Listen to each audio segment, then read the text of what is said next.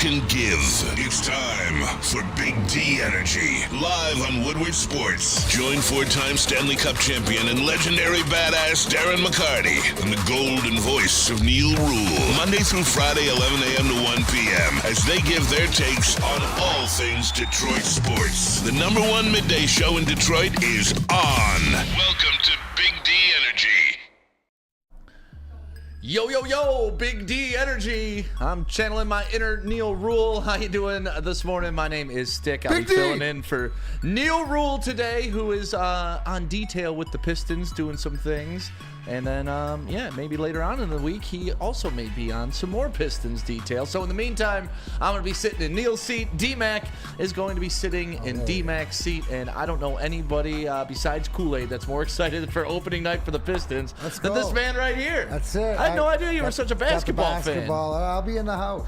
Can't be excited. But how can you not be excited with the growth that we've seen just in this offseason, this preseason and stuff like this with the new coach? So I'm excited for them to get it started, and the Pistons it's an entertainment, right? Yep. It's a game's a party, so they're going to put it on display. Opening nights are always special no matter what sport, so make sure what you say if you're going down to the game, which we're Woodward Sports, we wrap it hard. We're rolling deep. There are going to be about 20 of us down there. But the fact is, make sure you're in your seats by 6:50 when the festivities begin. Yeah, that's what they said. They suggest getting down there in your seats by 6:50 so you can see the full introduction. And I'm not sure what they got planned, but I heard everybody's getting some free stuff. I do have some breaking news. Uh-oh. No, I am not performing. Oh, man. Not tonight. Not you and Louie Lee performing tonight? Not tonight. Not tonight? All right.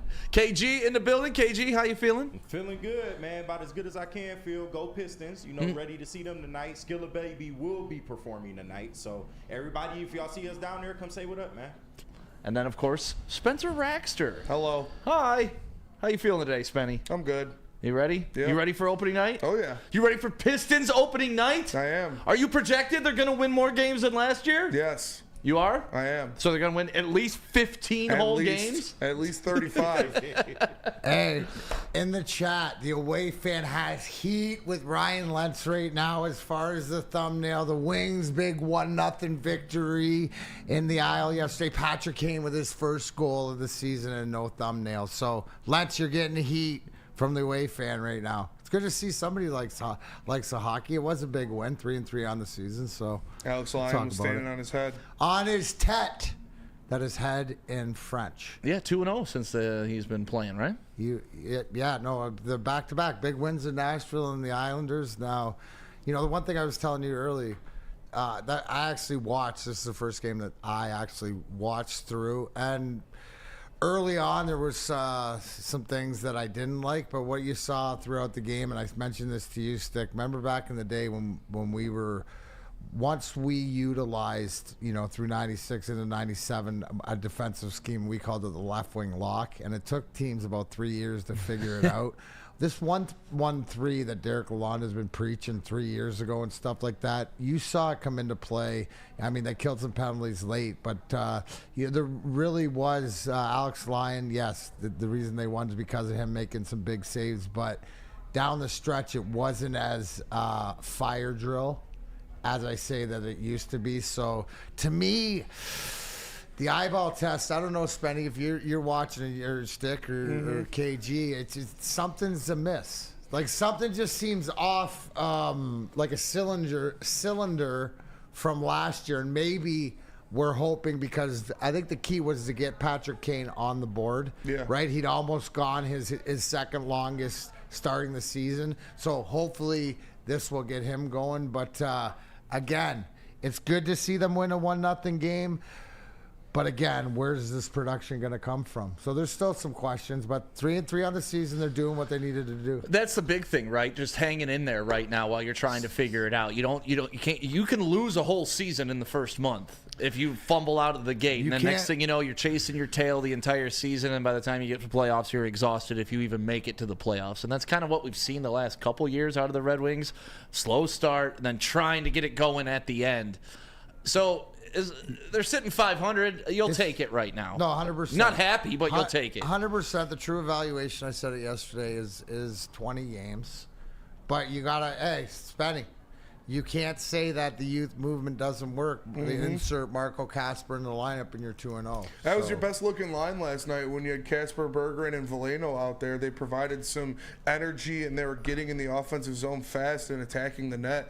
And speaking of the youth movement, Simon Evanson has looked fantastic so far this season. He's obviously your second best defenseman. They moved him up to that first pair with Mo Seider, and you got those twin towers out there on defense. It's awesome to watch.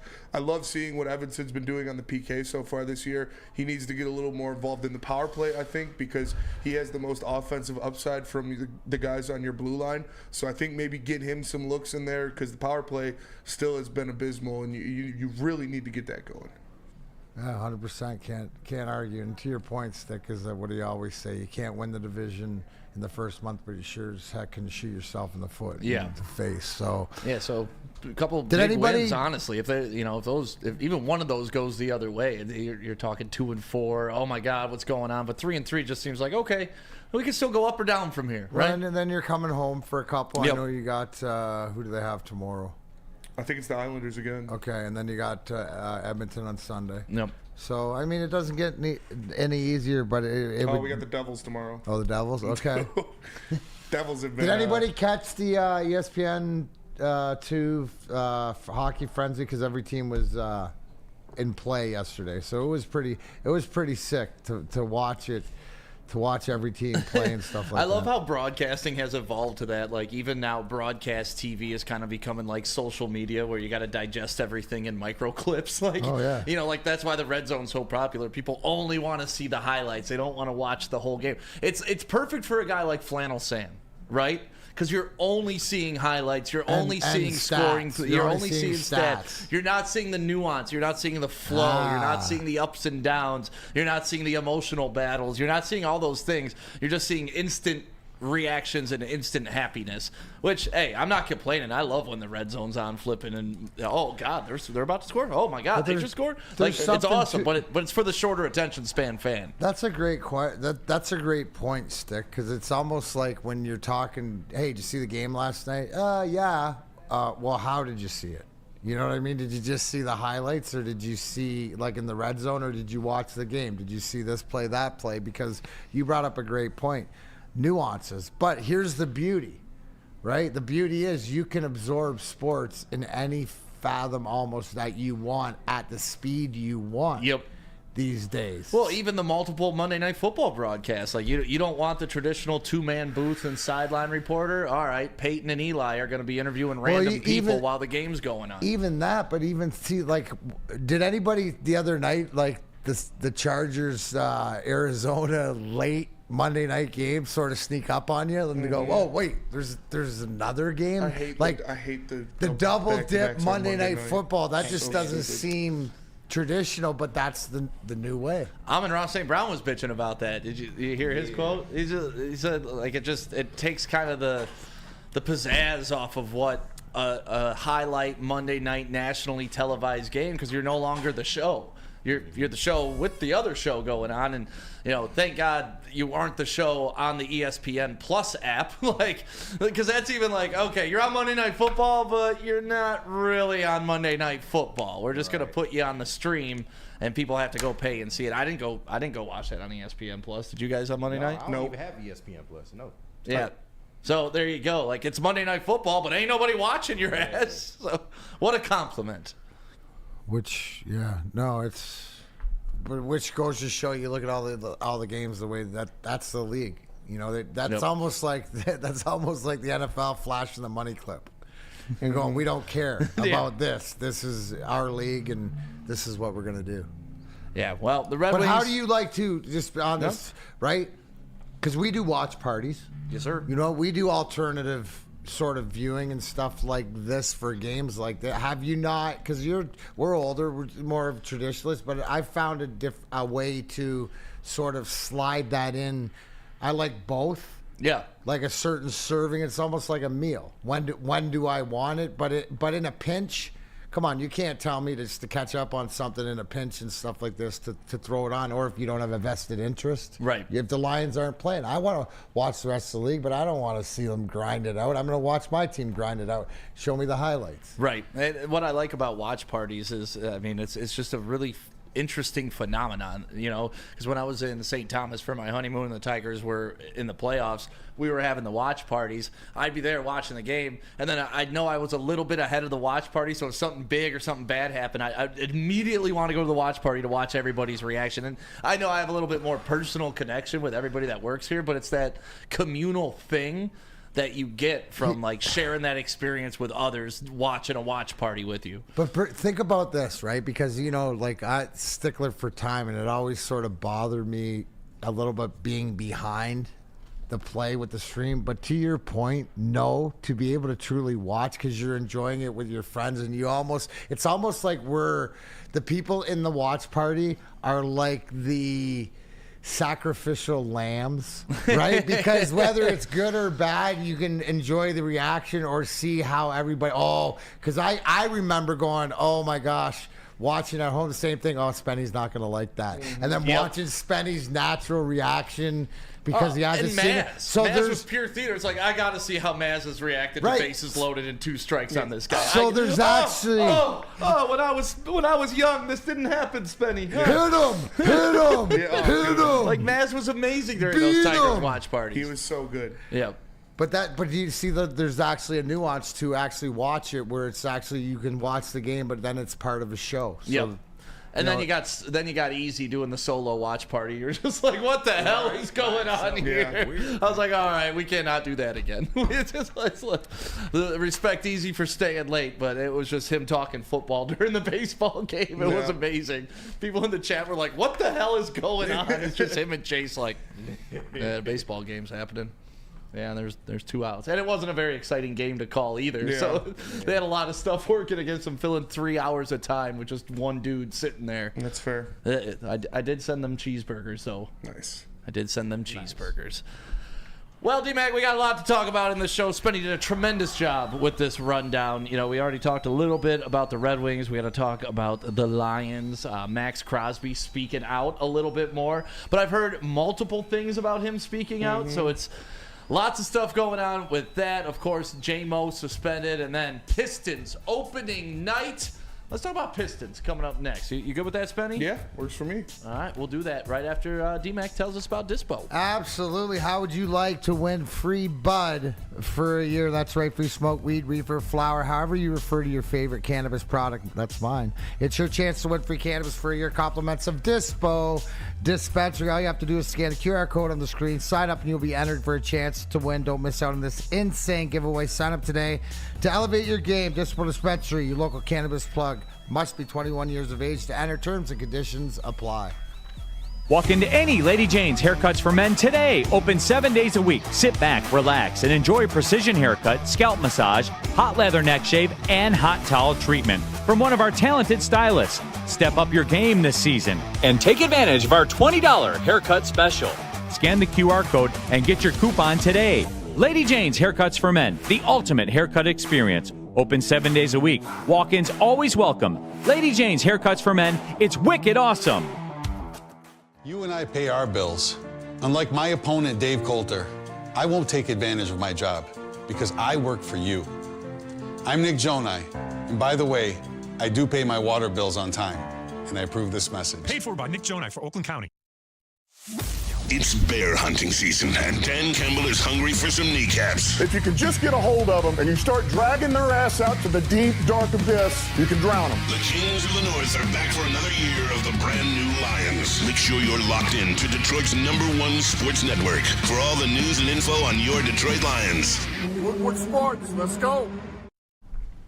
Hey, we're giving one away right now, the free J-Mo shirt. It is up on our Twitter. Make sure you go retweet and follow for your chance to win a free J-Mo shirt. But if you don't want to win it and you just want to buy it, go to shop.woodwardsports.com right now. We got all the merchandise up there, the political stuff with Campbell and Holmes, because who the hell else would you vote for? Right.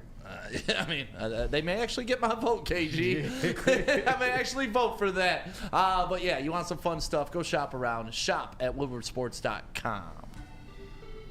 Welcome back to Big D Energy right here on Woodward Sports. My name is Stick, filling in for Neil Rule today. He will be back tomorrow. Friday, kind of up in the air, but we'll cross that bridge when we get there. That is 4-time Stanley Cup champion Darren McCarty sitting to my left. KG in the sound booth and Spenmo Rax in the TD booth. Pistons opening night. I got to admit, I'm not as hype as I have been in the past for opening nights, and I don't know if it's just my disconnect or, I had a kid, I got other things going on where I'm not really paying as close attention to, what's happening. But I understand this is a big season for the Pistons, man. The last 3 seasons, I think all of us can agree, was a major letdown. We had high hopes, and they went lower than we thought they could possibly go. Yeah. A lot of reasons why. We can sit around, we can point fingers, but the whole new staff actually, the way they brought in some nice free agents, some vets, I'm feeling much better about this squad heading into this year. And, I think I said it, about a month and a half ago. I expect about 40 wins out of this team. I think they should be 40, at least a 500 team. That's a lot of wins. It's aggressive, right? And I understand that. But it's almost like a total rebuild, except you kept a couple nice pieces. Yeah. Like you kept Ivy, you kept Cade, you kept Duren, and you're kind of building around that, bringing in some nicer pieces to surround them with. So I think people should be excited heading down to LCA today. I mean, you're taking out a tough team in the Pacers. We know that. But still, just the excitement around the team. Cade should be coming into his own this year. We've been saying it for 3 years, but this is the year. It's got to happen. And tonight's the first step in that direction, D-Mac. Well, I'm really excited just because effort, right? Effort on both ends of the floor, and to finally see what have we said all along here for the past few years is about everybody's telling us why Cade and why Ivy can't work together, they can't be on the floor together and stuff like this, and then you bring Bickerstaff in, and we've seen it a little bit different than that. So I'm interested on how different it's going to be than last year. I'm excited. Excuse me. From what I've seen, I'm excited for the difference, and the difference to me is the work ethic and the defensive side of the ball. I'm excited to see Duren. I'm excited to see Cade. I'm excited to see these Ivy and these guys with another year of maturation. The business as usual. We see all these things we talked about yesterday about the culture of the city and how Cade wants to engulf himself. Well, now it's time to lead your team into battle, and I think why I'm excited, Stick, is because my expectations have moved up just like a couple steps. It's almost, Kenny, you know what it's like? It's almost like the apathy that I had for the Tigers and like we had at the end of July or whatever, and we were reasonable about. I sort of had for this Pistons team coming into the offseason, but the moves that they've made, and talking to Michael Blackstone here yesterday, up in the executive offices and the top and what Trajan Langdon and everything has done putting this team together, it's got my attention. It's got my attention that, okay, there's work to be done, just in the same way as we said about Scott Harris. Same way we said about Brad Holmes and Dan Campbell. The same thing we've been saying about Steve Yzerman, except like there's a path there. Mm-hmm. He's, that's a longer path. But so that's what I'm excited. I just like it because it seems like with JB Bickerstaff, there's culture. Like he's trying to build something here. And with Dwayne Casey, it was that way because that's what they were trying to do, build the whole culture. That's why they brought the G League team here. Yeah. They wanted to start this farm system, kind of like they did in Toronto when they totally redid that. But now with JB Bickerstaff, let's call Monty Williams what he was. That dude just took the paycheck. He didn't want to be here. He didn't want to build anything. There it is. Ding him up. He didn't want to do a damn thing. Ding him up right there as fact as that. Give me my ding! Right. Bickerstaff, give him his ding. Yeah, give me my ding.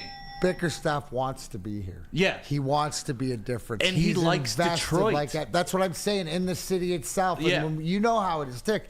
There's no two better guys that can see the BS or whatever else, like Monty Williams was here for the paycheck. Yep. We knew it at the beginning and stuff like this. The guys that look around to all your 4 major sports teams.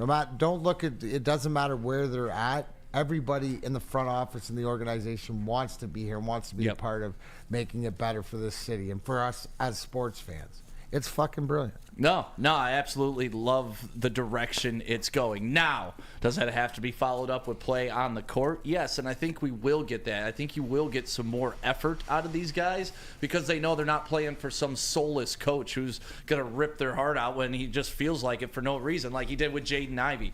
Absolutely no reason for Jaden Ivey to come off the bench last year.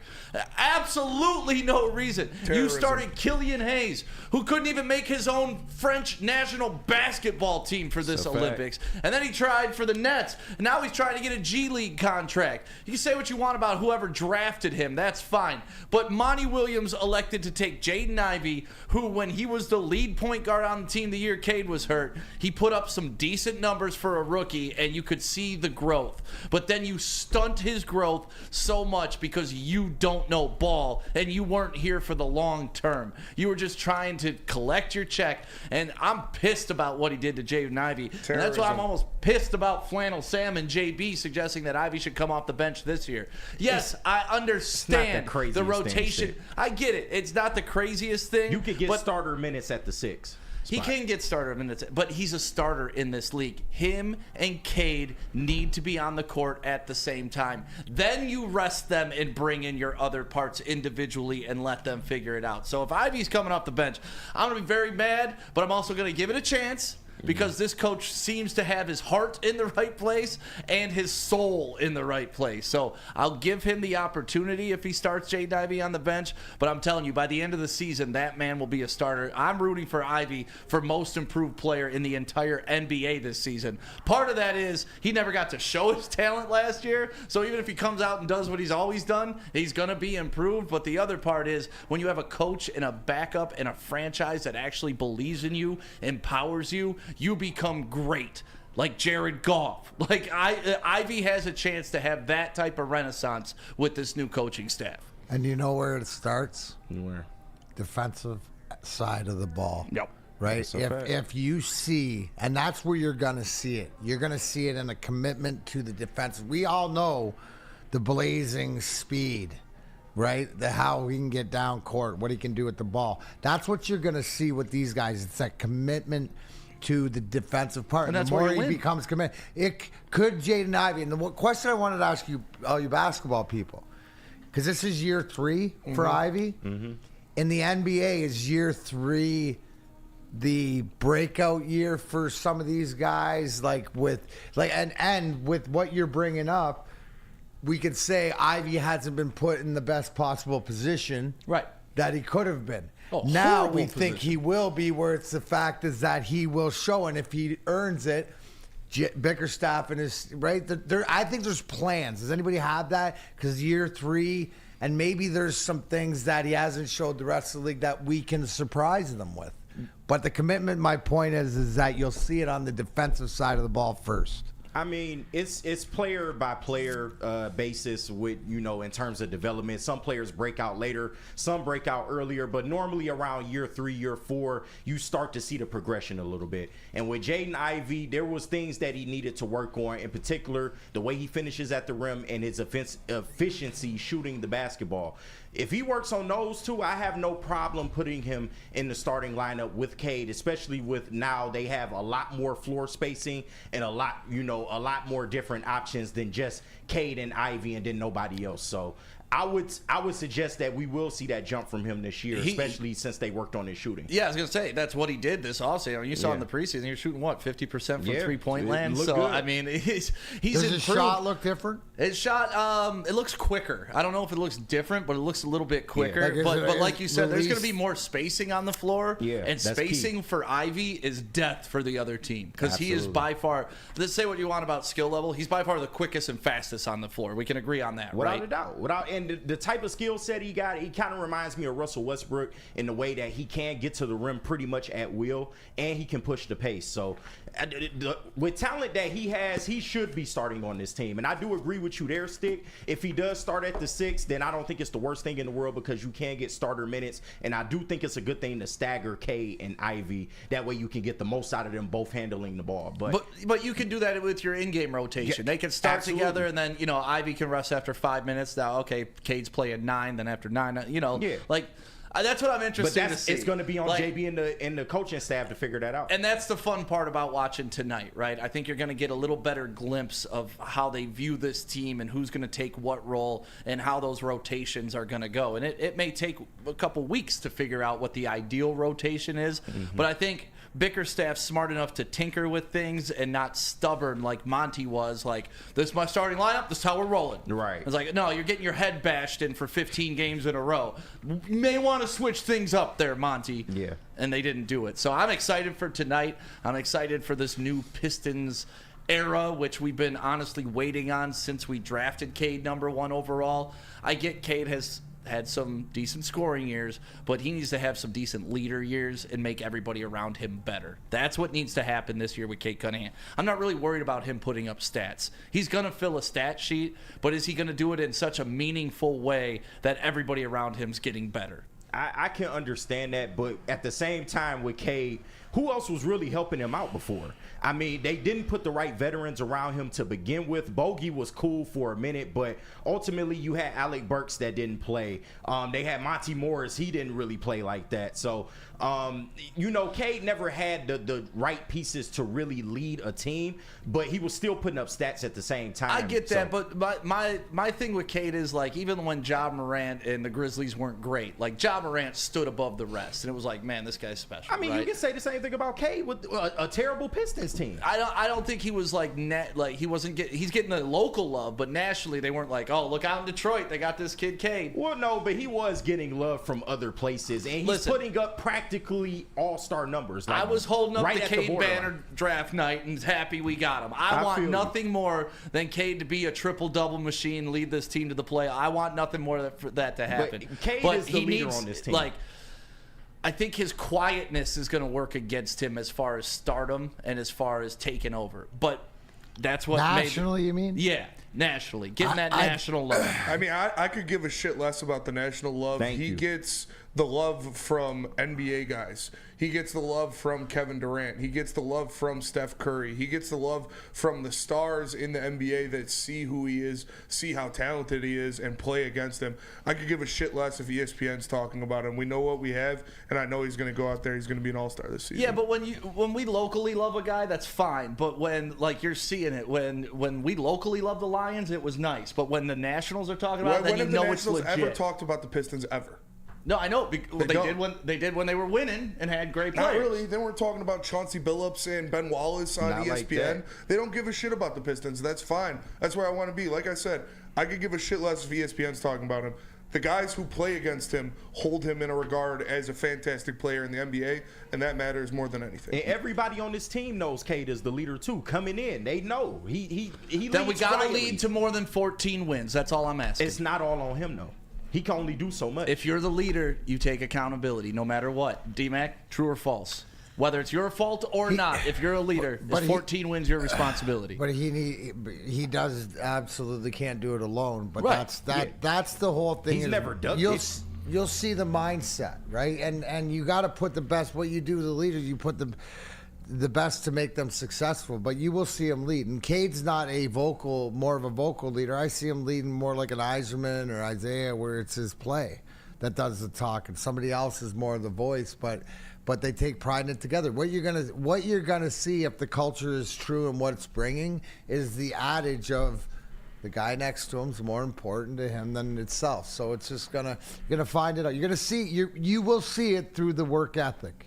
Right, and it's the game. And I think nationally, and I brought this up yesterday, you'll see it where it's turned, if it has, is he getting the calls. Mm-hmm. And I know Neil was saying that the way that he plays, he's developed where he makes them, it makes it obvious to make a call. Well, you know what, nothing's obvious when it comes to Detroit versus everybody. Yeah. Right? So you will, how many times do we come in here and say, man, did you see, this should have been a foul, or that should have been a foul, or if we did that, that'd be a foul, right? On Cade. So that's, to me, to answer your question, is if it's changed in the whole sphere of the basketball, it'll be in the calls. We won't see Cade go to line 4 times a night. We'll see him go to line 12. Right. That's what we need. Detroit supremacy in the chat. That's what you're gonna see. Yeah. Just look at his free throw attempts.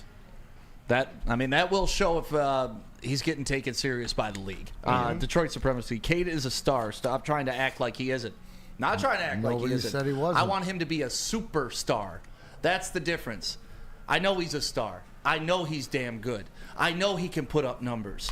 But the superstars take it to the next level and elevate all of their teammates and take their team to the playoffs. That's all I'm asking for out of a number 1 overall pick. And I think if you talk to Cade, he'd expect the same out of himself. So I don't think I'm speaking out of pocket here. I just think that's my expectation. You're taking number 1 overall. Spenny said all the players you ball against love you. Mm-hmm. Go do it. Get the team to the playoffs. Lead the young guys. Lean on your veterans and be that leader we need here in Detroit. That's all I'm asking for the number 1 overall pick. I'm not clowning the guy. Yeah. He's a star. He needs to be a superstar. That's the discussion that I'm having.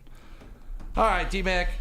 Is it me to tell you about the pregame? Yep. Well, let me tell you, D-Mac, about the pregame show going on this Sunday. Make sure you wake up and check out Woodward and Maine with Matthew Broder and Terry Foster. That's going on 8 a.m. to 9 a.m. right here on Woodward Sports. And then head on downtown. Just literally, you can drive right down Woodward from our studio in Birmingham right to second best at 42 and Woodward, 42 Watson and Woodward.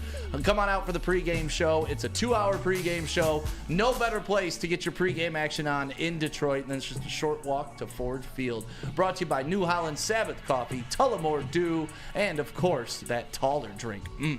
And tell us about Caesars Sportsbook. Ooh, Caesars Sportsbook. You were talking about me putting my money where my mouth is on the Pistons going 500 because that's what I want this year. I think, what does Vegas have? 27, 25, something like that. I'll have to check the Caesars Sportsbook. But I'll take the over. And you know what? I'll get my first bet back up to $1,000 as a bet bonus if my bet loses. So what do I got to lose, Spenny? Yeah.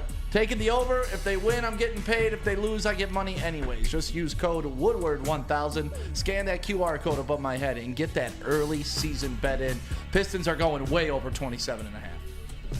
Feldman Chevrolet, Michigan's #1 Chevy dealer, is kicking off the game with the best prices on all cars, trucks, and SUVs, like this 2024 Silverado for just $296 a month, or this 2025 Equinox for as low as $371 a month. Our locations in Novi, Highland, New Hudson, Livonia, and Lansing means we have the perfect Chevy right in your backyard. Get the home team advantage every day at Feldman Chevrolet, Michigan's #1 Chevy dealer.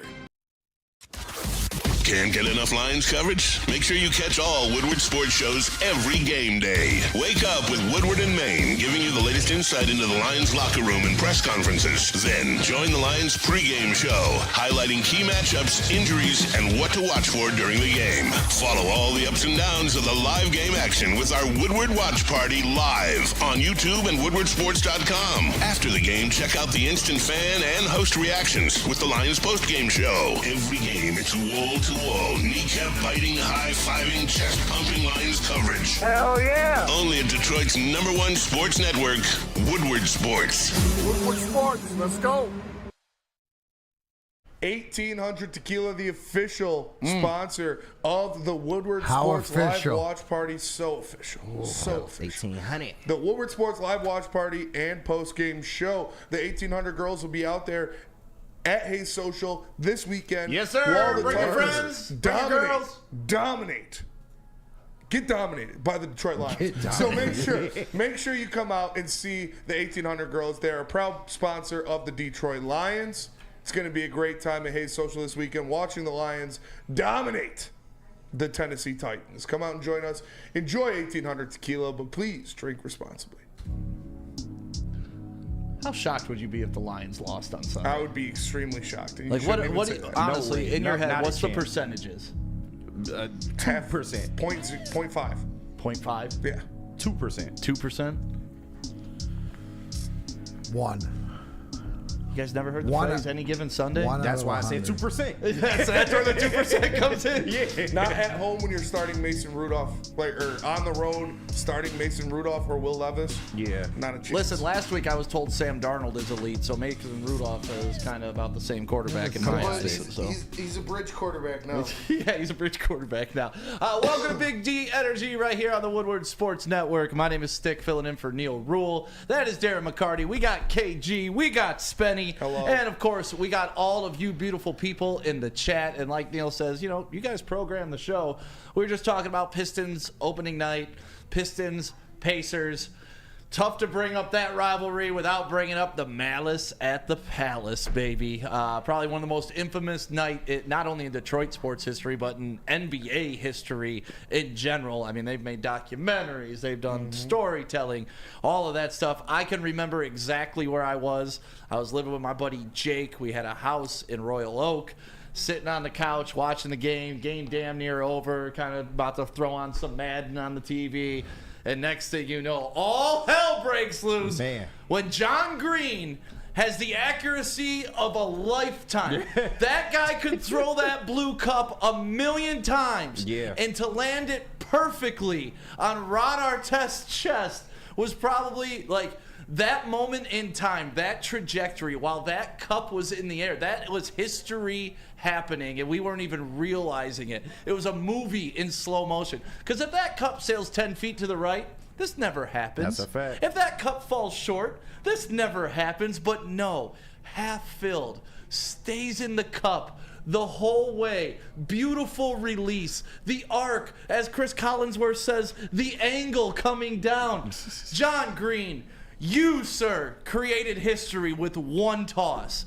Amazing that Ron Artest goes batshit crazy and goes beats up Jared from Subway. It was awesome. It was, and that was the wrong dude. He beat up the wrong dude. I remember That's Steven hilarious. Jackson just throwing bombs down the pipe everywhere. Steven Jackson was knocking people out. Jermaine O'Neal, too. Remember He went Fred? playing. Was it Fred something? I forget their point guard's name, but he came out with a dustpan. Oh, Fred VanVleet? no, No, it wasn't not Fred Fred VanVleet. Fred Jones. Yeah. Fred Jones came out with a dustpan. There was a chair the- thrown. The kid with the last name Haddad, that looked like Turtle from Entourage, gets knocked out by Jermaine O'Neal as Yeah. Jermaine O'Neal slips Slides does into the punch. of That the was century. crazy. Oh, what a night to be alive. And like the whole narrative afterwards, there's not enough security when it's all like, if you went to the Palace, it was all like 70-year-old ushers there. Like they weren't going to do a damn thing, but they were all gone because it was the end of the game and they were working the doors on the way out. So like it was the perfect storm on the perfect night, and it destroyed the Pacers franchise. Still to this day. Yeah, forever. To this day. They never recovered. John Green, with a simple flick of the wrist in a blue cup, changed the history of the universe. Think about that. So if you guys ever want to say that you want to impact someone's life, it doesn't have to be positive. Look at what John Green did. He impacted a lot of people's lives. Was anybody in the chat at that game? You know, I get a lot of people that come up to me and, you know, was in the arena for the Sweet Revenge March 26, 97 game. But who was actually in the building? If you were in the chat, if you were in the building, what do you remember? I love this. Wheezy D313, the barbershop was lit when that happened. You imagine being in a barbershop when that What? was going down, KG? Oh my God, no, I cannot, man. And I'm just a young kid sitting on the couch watching that shit go off. And when Ben Wallace gets hard fouled by Ron Artest, he goes and lays on the scorer's table. You kind of knew, like, all right, this is escalating. You know, clearly they had been going at each other the whole game. You know, the tensions between the Pacers and the Pistons were real at that point. But you didn't think it was going to escalate to that. I remember just watching that on live TV, like, what the fuck am I watching right now? Like, I've never seen anything like it. Yeah, Ron Artest went from a badass taking a cheap shot to getting thrown across a basketball court. And then his excuse for laying on the scorer's table is that was his therapist. His therapist told him in those moments to go rest. Like, come on, dude. You know you were trying to punk everybody. You know, like... Yeah. D-Mac, I don't know. He's batshit though. I don't It's know. a punk. It's more of a punk move. It's like T.O. on the Dallas, helmet or whatever like that. Yeah. Oh, yeah, legend, Wheezy D313 again. Legend has it that Ben Wallace's brother came up behind and was mauling him. Yeah, David Wallace was suspended from the Palace for life after that incident. Yeah. If you go back and watch the video, you see this huge... David Wallace is a huge man. I can imagine. A huge man. You see him just grabbing Pacers and punching them in the back of the head. It was a wild night, man. Wild night. All right. Fans fighting players, man. It's crazy. Are you happy they have glass in hockey, D-Mac? Because there's been a couple times hockey players gone up over the glass to fight in the stands. Back in the day, that one in Boston when a guy threw the keys at Mike Milbury and the Bruins and O'Reilly went up there and they were, hit guys with skates and stuff. It doesn't happen that much. They got all the nets up nowadays. Yeah, there's no. It's a little much, but what do you expect? It's the same thing as you've seen the penalty boxers Ty Domi in Philadelphia, the guy banging on the glass and screaming at him and falls in. What do you expect? I mean, it's like the same thing. When do you go to the zoo? Right? You don't climb. What happens if people are stupid and go inside the cages or inside the camp? Right? Oh, you got bit by a lion. Oh, my God. Right. You got punched by a hockey player on the ice. That reminds me of the video of Joik when he was where was he playing? And he smoked a streaker on the field, or some guy ran on the football field. Yeah. You can look up that video. Joik just tracked this dude down and absolutely cracked him. Spenny, how old were you in what was that? 04? 8 years old. 8 years old. So do you remember it? I do, because I was at my friend Robert's house. I remember we were over there watching a game. It was me, Robert, and his dad, and his dad just started freaking out. We didn't really know what was going on until we looked at the screen and just saw, Ron Artest up in the stands and shit. Yeah, I just an insane situation. I'll never, I could so vividly see Steven Jackson just dropping that dude in the stands. Loose hands. He had loose hands. Oh, yeah, just a perfect punch. Got him right on the jaw. That dude dropped like a sack of bricks. But, no, that was legendary. A-Diz 411. I worked that game at the Palace, so you were there. God, man, what absolute Can you imagine insanity. having to work that night? Can you imagine having to clean up after that? You saw the janitor just oh God. Literally, there was beers being thrown, chairs being thrown. Being thrown. It's crazy, man. What a crazy time to be alive. You'll never see it again, too. In this day and age, it'll never happen again. No. It's crazy, yeah, because now, NBA players can get people thrown out just if they want to. Exactly. You see them just pointing at guys in the stands and they get ejected. Never happened before, won't happen again. Yeah, enjoy it. Someone said in the chat, bigger fight, that or the D-Mac fight for Detroit? I think somebody else brought up a great point is March 26th was players versus players. Right. Right? This was players versus fans. Yeah.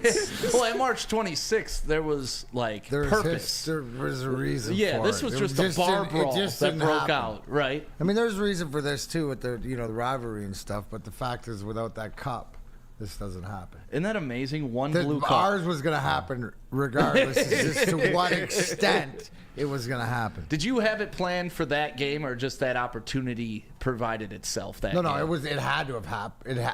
Something had to go down that game. Okay. Right? So, but we had to win the game, so you couldn't do anything stupid until the end of the game but you're always on call. You know it. You've bounced enough. The Pistons won that game, right?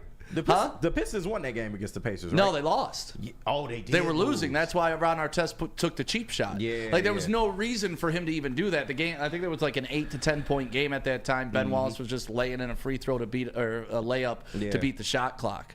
But they were winning that game, and if you ask the Pacers, and there's a little stupid documentary, they were picked to win the championship that year, and nobody ever thought you were gonna win a championship. Right. Nobody did. You had old Reggie Miller. It wasn't happening. Yeah, Jermaine O'Neal. Yeah, they Ron were good. Artest. It wasn't happening. They have Jeff Foster on that team. I can still name that team, and they were good. Yeah, but they weren't championship level. They really weren't.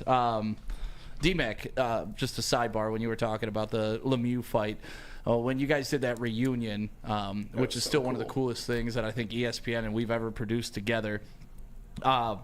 Craziest thing that came out of that fight is Lemieux doesn't remember playing in the third period. Did that shock you when you were third? Yeah, did that shock you when you guys were talking? 100 million%. He need him with that. Of course he doesn't remember it. But I'm talking this many years later. He's never watched the game. First time he watched back, he goes, "Wait, I'm playing. Yeah. I thought I was out of the game." It's one thing in the moment to be like, oh, yeah, I don't really remember it. But we're how many years removed from it? He's watching the game for the first time played back, and he looks, he's like, wait, I'm back on the ice? He literally thought he was done. Yeah. In his whole life. From then till that moment, he thought that he didn't get back on the ice that game. That was wild to me. That's nuts. That was one of the coolest moments in that whole documentary. And if you haven't seen it, I believe you can stream it on ESPN. Look up DMAC and, of course, Claude Lemieux. And we got to sit down on our YouTube page. And DMAC has a great breakdown of the fight on our YouTube page if you want to search it. One of the coolest things we produce. Shout out to Justin Slanik. But, yeah, go check that out. We got to take a break. Yep, yeah. Tell us about Lady Jane's, D-Mac. Absolutely. Walk into any Lady Jane's Haircuts for Men today. Open 7 days a week. Sit back, relax, enjoy a $20 haircut special. Scalp massage, hot lather, neck shave, and hot towel treatment from one of our talented stylists. Take advantage of the $20 haircut special. Scan the QR code and get your coupon today. Lady Jane's Haircuts for Men. Open 7 days a week. Walk-ins are welcome anytime. Lady Jane's Haircuts for Men. It's wicked awesome. To prove that you can get just as strong at Planet Fitness, we're seeing if people can tell the difference between our 75-pound dumbbell and a 75-pound dumbbell from an overpriced competitor gym. Okay, the old flick test, that never fails. There's literally no difference. Plus, you can save $28 or more when you join today. Wow. Why would I pay more to lift the same weights? It's the Planet Fitness Strong Choice Sale. Save $28 or more. Join for $1 down, $15 a month, cancel anytime. Deal ends October 10th. Planet Fitness. Light price, strong choice. Love Woodward Sports? Love wearing clothes? Then you should be wearing Woodward Sports clothes. Check out our full line of merch at woodwardsports.com. Just click on shop. We have all your favorite designs, like Dan Campbell kneecaps, Woodward golf, and of course, our own logoed out merchandise. Men, women, infants, kids all love Woodward Sports. Impress your friends. Impress your boss. Impress your dog. Buy Woodward Sports merch today. Have you ever thought about volunteering but don't know where to start? Start with the Salvation Army's Red Kettle campaign. Visit registertoring.com to sign up for shifts. You'll have an option to choose a 2-hour session at a physical Red Kettle site or participate in virtual bell ringing shift to raise funds from the comfort of your own home. Virtual bell ringers can sign up and begin fundraising at any time. Traditional bell ringing begins on Friday, November 7th, and runs through Christmas Eve, excluding Thanksgiving and Sundays. To sign up for volunteership, visit registertoring.com. Easy already clipping me and putting me on his social media. Yeah. You see this? For what? I know the Pistons fans hate me for foreseeing the future after the Jaden Ivey pick, but 40 wins? Are we expecting 40 wins this year? I think it'd be a tall task, but what do you want? You want to just keep, like, you really think 22 to 28 is an improvement? That shit made me sad. I put 35 wins on Wax. Right. What made me sad was when the win total came out for the Pistons and it was 24.5, and I saw people like, 24 wins, that would be great for the Pistons. We would applaud that. Fuck that. 24 wins and you're still the worst team in the NBA. That is nothing to applaud. And that's not improvement either. It's 10 more wins than last year. Yeah, because he won 14 games last year. Like, 24 wins is not a goal. 24 wins is a basement. That is the worst team in the NBA. That is not something that should be applauded. I think they'll get to 35 plus. I expect with the spacing that Cade has on this team, I saw in the preseason game something I haven't seen from Cade Cunningham in his career so far. When he comes off that high pick and roll with Jalen Duren and he gets to the elbow, there aren't 3 defenders collapsing on him because they have to stay attached to guys on the perimeter, whether it be Michael Beasley, Tobias Harris, or Malik Beasley, Tobias Harris, or any of those guys. They need to stay attached. So there isn't 3 defenders collapsing on him, and he has the extra second because he does have the best basketball IQ on this team to decide if he's going to attack the lane, if he's going to pull up for that long 2, or if he's going to kick it out for a wing 3. So I was really happy to see that, and that gave me a lot of faith, seeing Cade Cunningham playing in space with actual shooters on the floor. Yeah, I mean, put tools around him, he'll be a better player. You know, Spenny, he needs to make sure it happens. You know where the key is even more so to, like, success? Tobias Harris. Yes. But, dude, when you're talking about the 4, right? Is he a 4? He is a 4. Right, a true 4. First one in a long time Since to Blake, whatever. probably, But what you just said is the way that spread the floor or whatever like this. Cade's got one less body to deal with in the paint off of that pick and roll. Do we not think that pick and roll with Duren will be sort of, I always go back to Rip Hamilton ripping up to the elbow. Yeah. Right? Like, it's just when you see certain plays, right? Oh, here he goes, and you can't stop it, right? It was an unstoppable pretty much play. It was he missed it, or it wasn't, he couldn't get it off. Yeah. That's what we're looking for here. And so to me, Tobias Harris, not only because he spreads it, but because he's dangerous on the outside. And then we hear yesterday from Michael Blackstone the fact that, like, how easy it is to be here and why. Like, he's the integral part, especially early for this younger team, because he is the chill. Yes. He's the Zen guy. Yep. And do you want to spot him up? Do you feel more comfortable spotting him up? I mean, I know we used to have Bogdanovich, but the way Tobias Harris, a little bit more valuable in this spot, being that true 4, right? Yeah, he is more versatile offensively and obviously defensively. Not much, Tobias is but he's a better defender than Bogey. But yeah, I agree with it. And not just Tobias Harris, but you brought in Malik Beasley and you brought in Tim Hardaway Jr. And Tim Hardaway Jr. struggled in the preseason, but he is still a high 30s percentage 3-point shooter. He's gonna hit him. He's gonna hit some Yes. shot. We're gonna be talking about him hitting some game winners. But back to the point, isn't 30 right? If you're better, and 30 from is where the floor for me. And Fair even enough. that's atrocious. Yes. Even that's atrocious. 30 and That's- 50, yes, but It's look, 11 games under 500. but again, where you came from. Yeah. Like 14, that's more than double. And I'm just get it. and I how get it it. plays out. If you're healthy, Yeah. and this is a new thing, and this is what you got, no, you should be 35.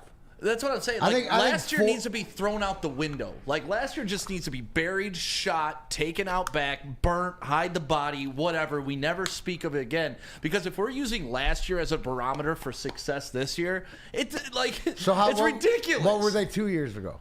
They're about the same. Where they have 20-something wins? 22 or Yeah. Okay, so if this team is truly improved, they will be in the 30s, right? Or, like you say, 40, 41. It's got. That's the this team wish. has to be. I hear wish They had on your 17 point. wins 2 years ago. 17 to 14. Like, those 2 years can't be like, well, we're better than we've been the past 2 years. Like, no, you got to be better than at least 7 teams in the league. Like, Yes. can we do that? Yes. But to your point, Stick, about if we're gonna throw last year out, then don't you have to go by the eyeball test? Mm-hmm. But the eyeball That's test why I'm of excited what we about see tonight, to exactly. see how it all And you plays know out. what? You're going to have all hands on deck from Woodward, all eyes on it, so it's not like anybody's watching it through the TV screen that we don't all see the same things. Yeah. If you're going to the Piston game tonight, look out for the Woodward crew. There's going to be about 20 of us down there. I know Anson's going. I know the entire Woo crew's going. The guys from the back. I know D-Mac's going. So make sure you stop and say hi. And if you see us, make sure you track us down because we'd love to meet you, too, while we're out in the streets.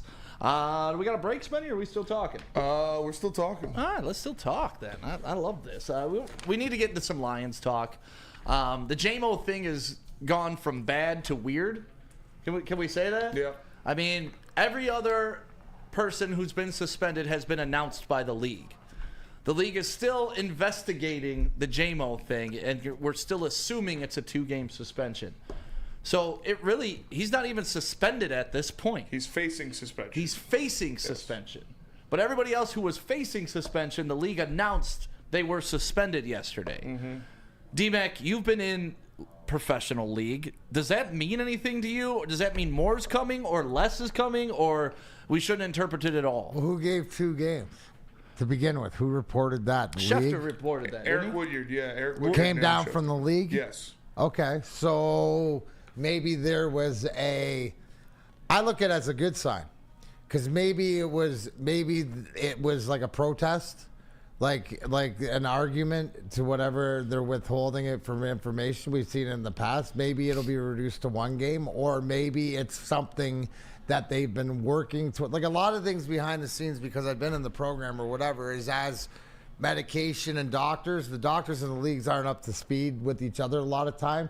So there could be a conversation to get it right. If it's like a health and well-being, say it's a mental health thing. Right. Right? Like That does happen. So it could be conversation. I don't look at it as a worse thing, right? Because you're not going to hand out from the league. You're going to say indefinitely, right? At the beginning, if you haven't made a stipulation, once you make your claim of 2 games, then I think anything that's withheld is because it's being argued. So I'm hoping a good thing will come out of it. In the past, didn't he get his gambling one reduced? Yeah, it was from 6 down to 4. Okay, so and from nobody knows for sure what this is because they haven't issued a real report, but I've heard every hypothesis from he was eating a nutrition bar that had something in it you're not allowed to eat, or he took too much pre-workout before the piss test, and it's a diuretic that's in the pre-workout. So that could all be. these conversations, right, are played a point of why it would be, like Hold you up. get to appeal. Like he might be saying, I'm going to accept this, but this is what I did. Because he's either have to say what he did, or they're going to have to say, why do you have X, Y, Z in your system? I don't know why I have X, Y, Z. What did you take? Backtrack, okay, whatever. Right. And they find it, and I don't, this is just speculation. Yeah, I don't know. I can't remember the last time. Of course, I'm not really paying that close of attention to who's suspended and how they got suspended and when they got suspended. But I honestly can't pinpoint a time a league announced a potential suspension, went ahead with everybody else that they announced, and held someone back. So I'm glad you think that way about it, D-Matt, because you've been a part of these collective bargaining agreements. You understand what the player's power has I've against been in the league. drug program, bro. Let's be honest. I've been on the other side. Yeah.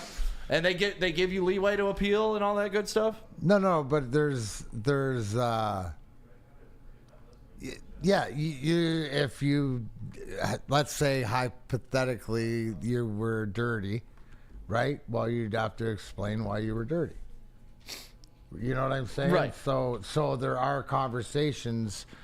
Yes, and this goes back down and I'll let you a little bit behind the scenes. I'll give it too much away.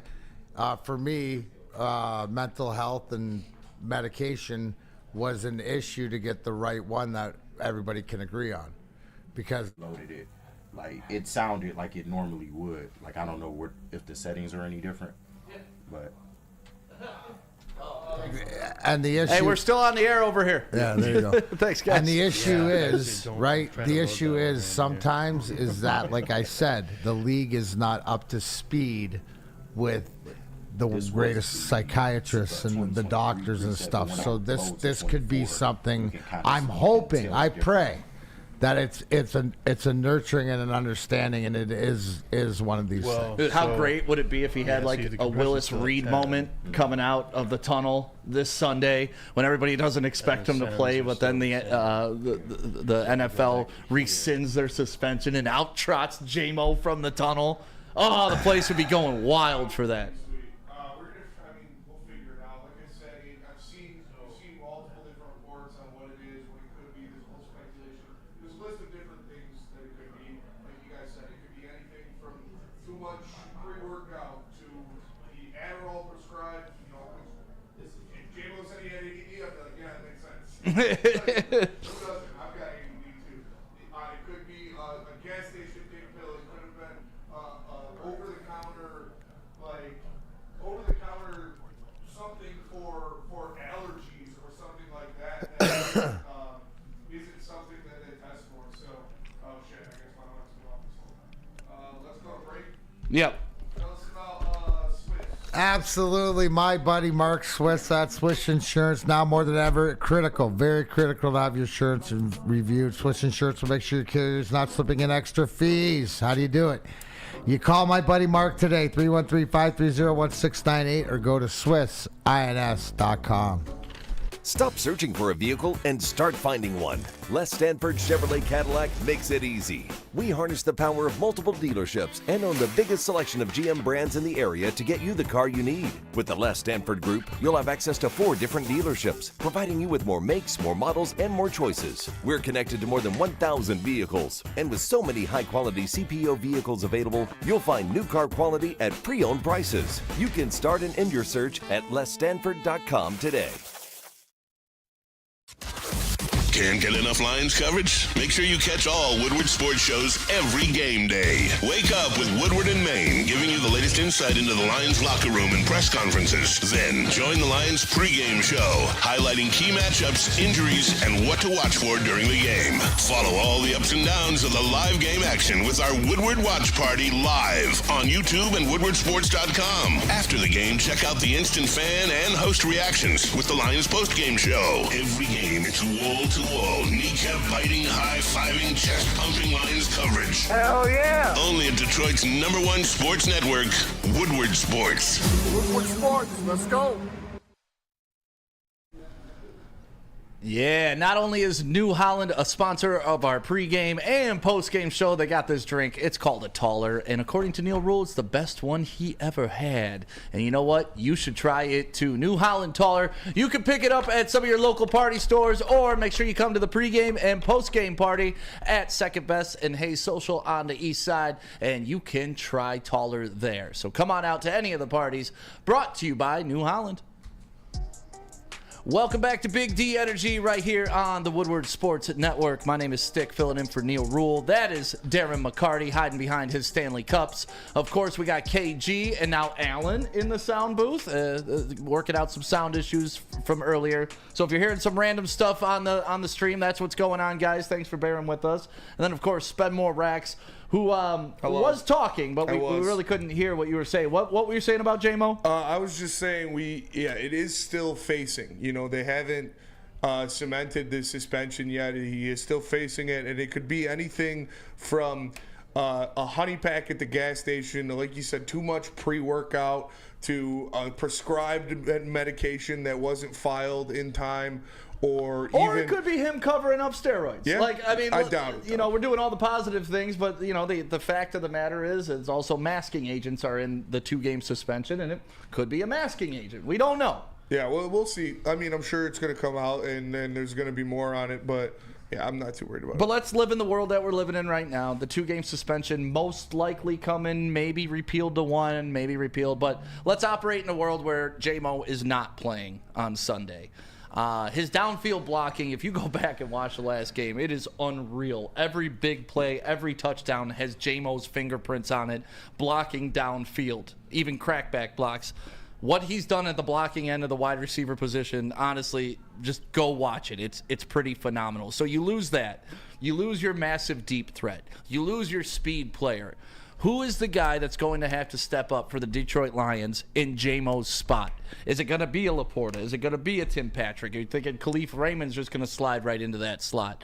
D-Mac, who do you feel is going to step up in J-Mo's absence if the suspension holds? Well, I think we've seen signs of building it, but I think that you see more responsibility put on Tim Patrick. I've really liked what he's brought. You hear what Jared Goff says about him, but he's formulating himself. And, you know, listen to the interviews and stuff. He's talking about the offense and how tough it is, but it's something to learn, and he gets more comfortable with it. I see Jared Goff becoming more comfortable. Now, you can't expect the relationship between Goff and Josh Reynolds because of the time they spent together, but I think that it's developing into something like that. I don't think you're going to, you know, it's Tennessee also, so it's ball control. You know, you don't know what Montgomery's going to be, but I think in this game, you're going to see Tim Patrick step up, and you're going to see Khalif Raymond be more involved. You saw him with a touchdown last game. I think that he is sort of your ex guy, right? But it's going to be, more by committee. But if I was going to pick one guy, it's Tim Patrick. Tim Patrick? That's who I'd say. That seems to be what's going on in the chat. Mike G saying Tim, Kevin Donaldson, Tim Patrick, 100%. I love this from Andrew Alasog. Jared Goff is going to step up. I don't know how much more Jared Goff can step up. I don't know how much more perfect you can be than perfect. But, yeah, no, I mean, Jared Goff is the leader of that offense. Khalif and Timmy P sprinkle in some Brock Wright. I like that from Patrick Ofaria. TP is Goff's new Reynolds safety blanket. Tim Patrick. Let's see, Tim Patrick. TK85 loading from Jack Stark. If Tom Kennedy comes out and has a game, you, sir, deserve some extra credit. Tom Kennedy's probably still going to be on the practice squad. No, there's one guy that actually Dan Campbell mentioned in his interview yesterday that we haven't seen at all in a Lions uniform this year, and that's Allen Robinson. I mean, you go back to Allen Robinson's early part of his career when he was with Jacksonville, he was a major weapon. He was doing big things down there with Blake Bortles. Yeah. Then he went to Chicago, had a decent run there with bad quarterback play. Then, of course, he wound up with the Steelers, and now he's with us. I follow him exclusively because he went to my old high school, Orchard Lake St. Mary's, so shout out to Allen Robinson. But we may see some Allen Robinson run. You very well could, and this is we talked about it kind of jokingly, in the preseason that the Lions have the greatest practice squad receiving core of all time because they had Tim Patrick, Allen Robinson, Donovan Peoples-Jones, and then Tom Kennedy and Isaiah Williams. TK85. Well. So when you have guys like that, you've got veterans that could step up. Like D-Mac said, we've already seen Jared Goff get on a page with Tim Patrick where he trusts him. He's going to throw the ball to him in these jump ball situations. Allen Robinson is a guy that's still got a little left in the tank, too. He didn't have a good year for Pittsburgh, but when he was in Los Angeles a couple years ago, him and Stafford had some connections, and he looked pretty good before getting injured. So these guys are going to have to step up if Jameson Williams does end up serving this 2-game suspension. If it happens, I'm praying it happens right now. That's something. Like, if Jameson Williams gets suspended, I want it to happen right now, because if it waits till next week, then you lose him for Green Bay and Houston. I would rather lose him for Titans and Green Bay and have him for Houston. So if it's going to happen, I hope it happens this week. I hope this week is one of the games that El Gato. I want to see Vaki in the slot. Vaki's going to get some love too, for sure. He'll get some run. You never know that. I mean, that could be a new play. Laporta. Sam Laporta's getting a few mentions in here. Let's see. One funky Lions fan, Laporta needs to step up, and that very well could happen too. I mean, if you looked at last game, the only two guys who really didn't eat were Jameson and Laporta, right? Yeah. Everybody else got their touches. Everybody else got their love. J-Mo had -4 yards. His impact on the game, though, well beyond that -4. But Laporta, D-Mac, what you thinking about him? Do you think he should step up? Another one that has become reliability, right? And it's not, to me, his value, and especially and when you say Laporta, I'm more so because you see targets to Brock Wright. He's just much part of this offense too. So the both of them, whether it's blocking or protection, right? That's what last game was for. Yeah. With the way the linebackers and the way that Minnesota attacks, it was strictly like, hey Sam, guess what? We'll get you in Tennessee. Yeah. We'll get you next game, bro. Right. I need you and Brock to hold this down on the outside and help out the offensive line. So he's proven in the past that when you need him, he's there. He's reliable. So it could be him too. That's the whole thing. It could be a lot of things. I like what you're saying. It gives an opportunity for a veteran guy like Allen Robinson to come off the bench and to have an impact right away. Right. Get himself back in. These are the moments you're waiting for. The fact that we had Tim Patrick and Allen Robinson on the practice squad for the Detroit Lions tells you everything you know about what the rest of the NFL thinks about this team. Those guys would rather come wait on our practice squad to get a shot at a championship than go get some meaningless snaps for a horrible team. And we used to be the meaningless snap horrible team, and now you're getting some decent older free agents that are still chasing that ring, and they want to come to Detroit. That should show you everything you need to know about your team, right, D-Mac? No, absolutely. And that's what do we talk about as a destination place. Yep. And even more so, you're making it so guys want to wait in line. That's wild. So cannot confirm nor deny. Where is this? Dosha Khalid 22 said, I heard on another podcast that J-Mo tested positive for Adderall that he has a script for. And then somebody else followed up with that he didn't follow the proper paperwork for his prescription medication. Yeah, I've not heard that from a reputable source. There has not been any official word of what substance that he tested positive for was. So if that's the case, and the holding up pending could be that the paperwork got lost. Could be. It's like I said, there's a menagerie of things that it could be. He tested positive for. I've not heard from a legitimate source of what it was. What does this mean? Copa Celtic Sushi. Stick has vacant eyes. I don't know. I think he's flirting with you. You hitting on me, bro? You hitting on me, bro? What's going on? Different than hungry eyes. Yeah. Hungry Oh, eyes. Or man, whispering rest in eye. peace, Swayze. Oh, Patrick Swayze. What a legend. That's what he just. So you're Patrick Swayze. Thanks. Oh, thanks, buddy. Thanks. Roadhouse you right in the face. Stick Swayze. Roadhouse. So, yeah, who's going to step up? It doesn't matter. The whole team. I mean, the whole team. You saw last game. J-Mo, like I said, had impact outside of the catches, but he didn't really have the production that you were looking for. And as long as you got Jared Goff distributing to the open wide receiver and Ben Johnson, now I'm sure they got a whole game plan without J-Mo. They can scheme without him. Yeah, it's a little bit different, but I got a question. How many games have they played without him in the past few years? They Quite a didn't have few. him for so many. Yeah, so he's more still like a luxury. yeah, They know how to do it. But what's Ben do? He goes to the file cabinet and goes, okay. brings out the old tricks. Tom Kennedy. There he is. All right, look, we got to go to The ever-present Tom Kennedy. always I can't wait till waiting. Flannel owes me that coffee. We are going to go to break, though. We'll be right back. We're going to talk some more Lions. But first, let me tell you about Mark White. If you want to save up to $5,000 your closing costs, just visit Mark White at markwhitesells.com or call him at 248-290-8242. That's again 248-290-8242. Mark White will save you up to $5,000 of your closing costs when you're looking to buy your new home. Mark White will do you right. Stick, what about Second Best Bar? Sorry, I'm just reading about my eyes. Second Best Bar, 42 Watson Street in Detroit. For the best pregame party around. The heavyweights were out there a couple weeks ago, and they're going to be out there again at some point this season. I hope so. On a Monday Night Football game. You're going to be doing the pregame show from there. Brought to you by Tullamore Dew. Go on out there, sip that whiskey, root on the Lions, and walk to Ford Field. And, I kind of feel about Tennessee Titans how everybody used to feel about the Lions. Like, I don't want to boo their fans if they're here. Yeah. Like, I want to be like, hey, guys, we've been there too. Fuck, chin up. It's going to happen for you eventually. So, yeah, go down there, have some fun with some Tennessee Titan fans. It's the Woodward pregame show, Sundays on game days, live from Second Best. Walk into any Lady Jane's Haircuts for Men today. Open 7 days a week. Sit back, relax, and enjoy precision haircut, scalp massage, hot leather neck shave, and hot towel treatment from one of our talented stylists. Step up your game this season and take advantage of our $20 haircut special. Scan the QR code and get your coupon today. Lady Jane's Haircuts for Men, the ultimate haircut experience. Open 7 days a week. Walk-ins always welcome. Lady Jane's Haircuts for Men, it's wicked awesome. You and I pay our bills. Unlike my opponent, Dave Coulter, I won't take advantage of my job because I work for you. I'm Nick Jonai, and by the way, I do pay my water bills on time, and I approve this message. Paid for by Nick Jonai for Oakland County.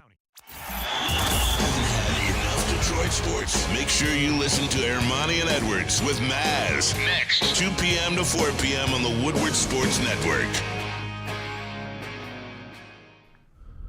And make sure you come out to Feldman and Novi this Monday. We're going to be broadcasting live. The morning show will be out there. Darren McCarty, Neil Rule will be there. And any car that you want to get from Feldman's going to be there. And you know what? It's real simple. I think Neil, at the beginning of the show, said, I want that one. And by the end of the show, they were handed him his keys. And these are only 2-hour shows. So you're not going to spend 8 hours at a car dealership going through all that labor and all that stuff. Just go there, in and out, pick up that new car. They got tons of vets. That new Suburban always looking nice. And you could look nice in it too. Feldman Chevrolet, Michigan's #1 Chevy dealer.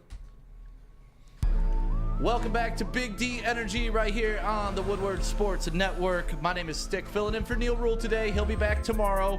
Sorry I have not been maintaining the chat as well as Neil. He is a master. I am still learning from him. Also learning a lot from my great friend Darren McCarty, 4-time Stanley Cup champion. D-Mac joining us today.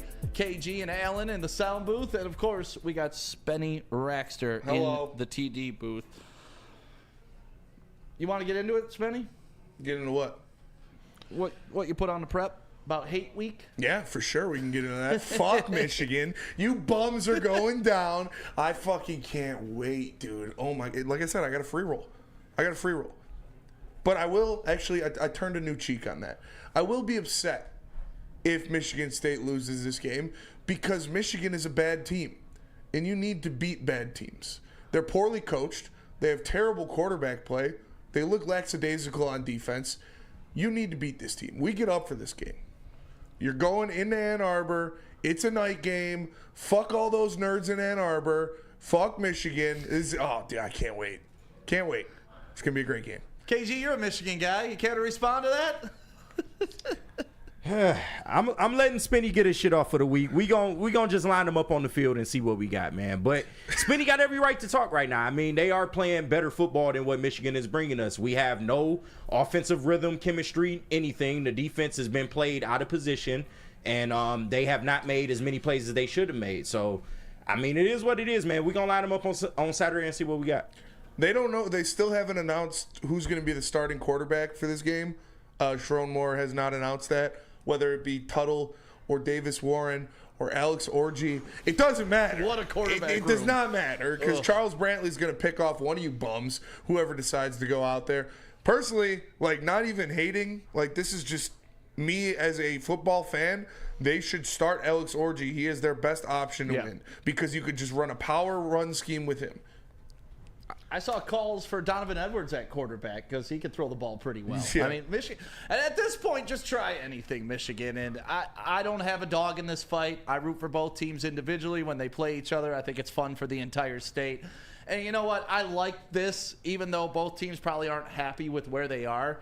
But I like that going into this game, it's going to be a pretty even matchup. We don't know who's going to win this game. Coin flip. I don't like the years when I know that Michigan's going to roll State, or back when State would always roll Michigan during those D'Antonio years. Great years. D'Antonio years. Sorry, D'Antonio. I always get Mike D'Antoni and Mike D'Antonio screwed up. But, like, I like this. Even though both teams, in my opinion, aren't good, at least we're going to see two not good teams play on Sunday or Saturday and be evenly matched. So I'm looking forward to it. I love the shit talk between all of you here. I just know whichever team wins, their fan base is going to be absolutely insufferable for the next week. So I'm preparing for that. And that's good. It's good to have Michigan fans back with us. You had your year, but now your expectations are so low because you know your team is dog shit. Your head coach is dog shit. Your quarterback room is dog. Oh my God, I hope it is Jack Tuttle or whatever that bum's Jake from State Farm. I don't care who you are. I hope it's him because that means they're going to try to throw the ball a little bit, and that means Chuck Brantley's going to get an interception. But yeah, no, like all joking, hate week stuff aside, it's going to be a close game. It is two teams that are very similar. Michigan has the higher star power based on talent. State's got the better quarterback. State's got the better quarterback by far, which isn't saying much. Aiden Childs has not been great this year. Yeah, but he hasn't been great this year. But it's just Michigan's quarterbacks are so bad. Michigan State has the better quarterback and they got the better head coach. Michigan has the better skill players and well, not on offense, but even on offense a little bit when you look at what Donovan Edwards should be, who Colston Loveland is. But Michigan's defense still scares me because they have at least 3 first-round picks on that defense. Tim Pinnell in the chat saying Spenny clearly doesn't believe what he's saying. Tim Pinelli, you're a loser. Michigan sucks. No, I do believe what I'm saying because literally if Aiden Childs doesn't turn the ball over, Michigan State wins this game by 2 scores. You don't have the offense to step up if they are rolling, if he's taking care of the ball. We've got 2 good running backs. We've got Nick Marsh, who's one of the best freshmen in America. It's awesome to watch this offense when they're not turning the ball over, but that's literally all it is. This game is on Aiden Childs.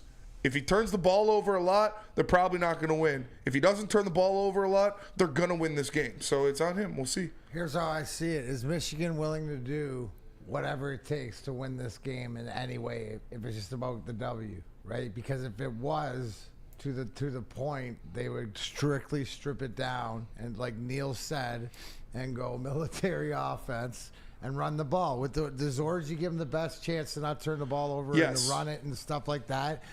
So as a Sparty fan, if you saw that preparation to do that, I'm pretty confident either way because if they go completely run-centric with Orji, I have the confidence that our defense, under the tutelage of Joe Rossi, who has been an absolute just godsend for this. The defense has been a lot better than I expected it to be. I think under his coaching, if they're just completely run offense, we'd be able to stop that. If they put in Jack Tuttle, Chuck Brantley's been one of the best corners in America this year. So he's going to be able to get a couple interceptions or at least a couple chances if they decide to throw the ball. Like I said, it's going to be a close game, man. It's literally on if Aiden Childs turns the ball over or not.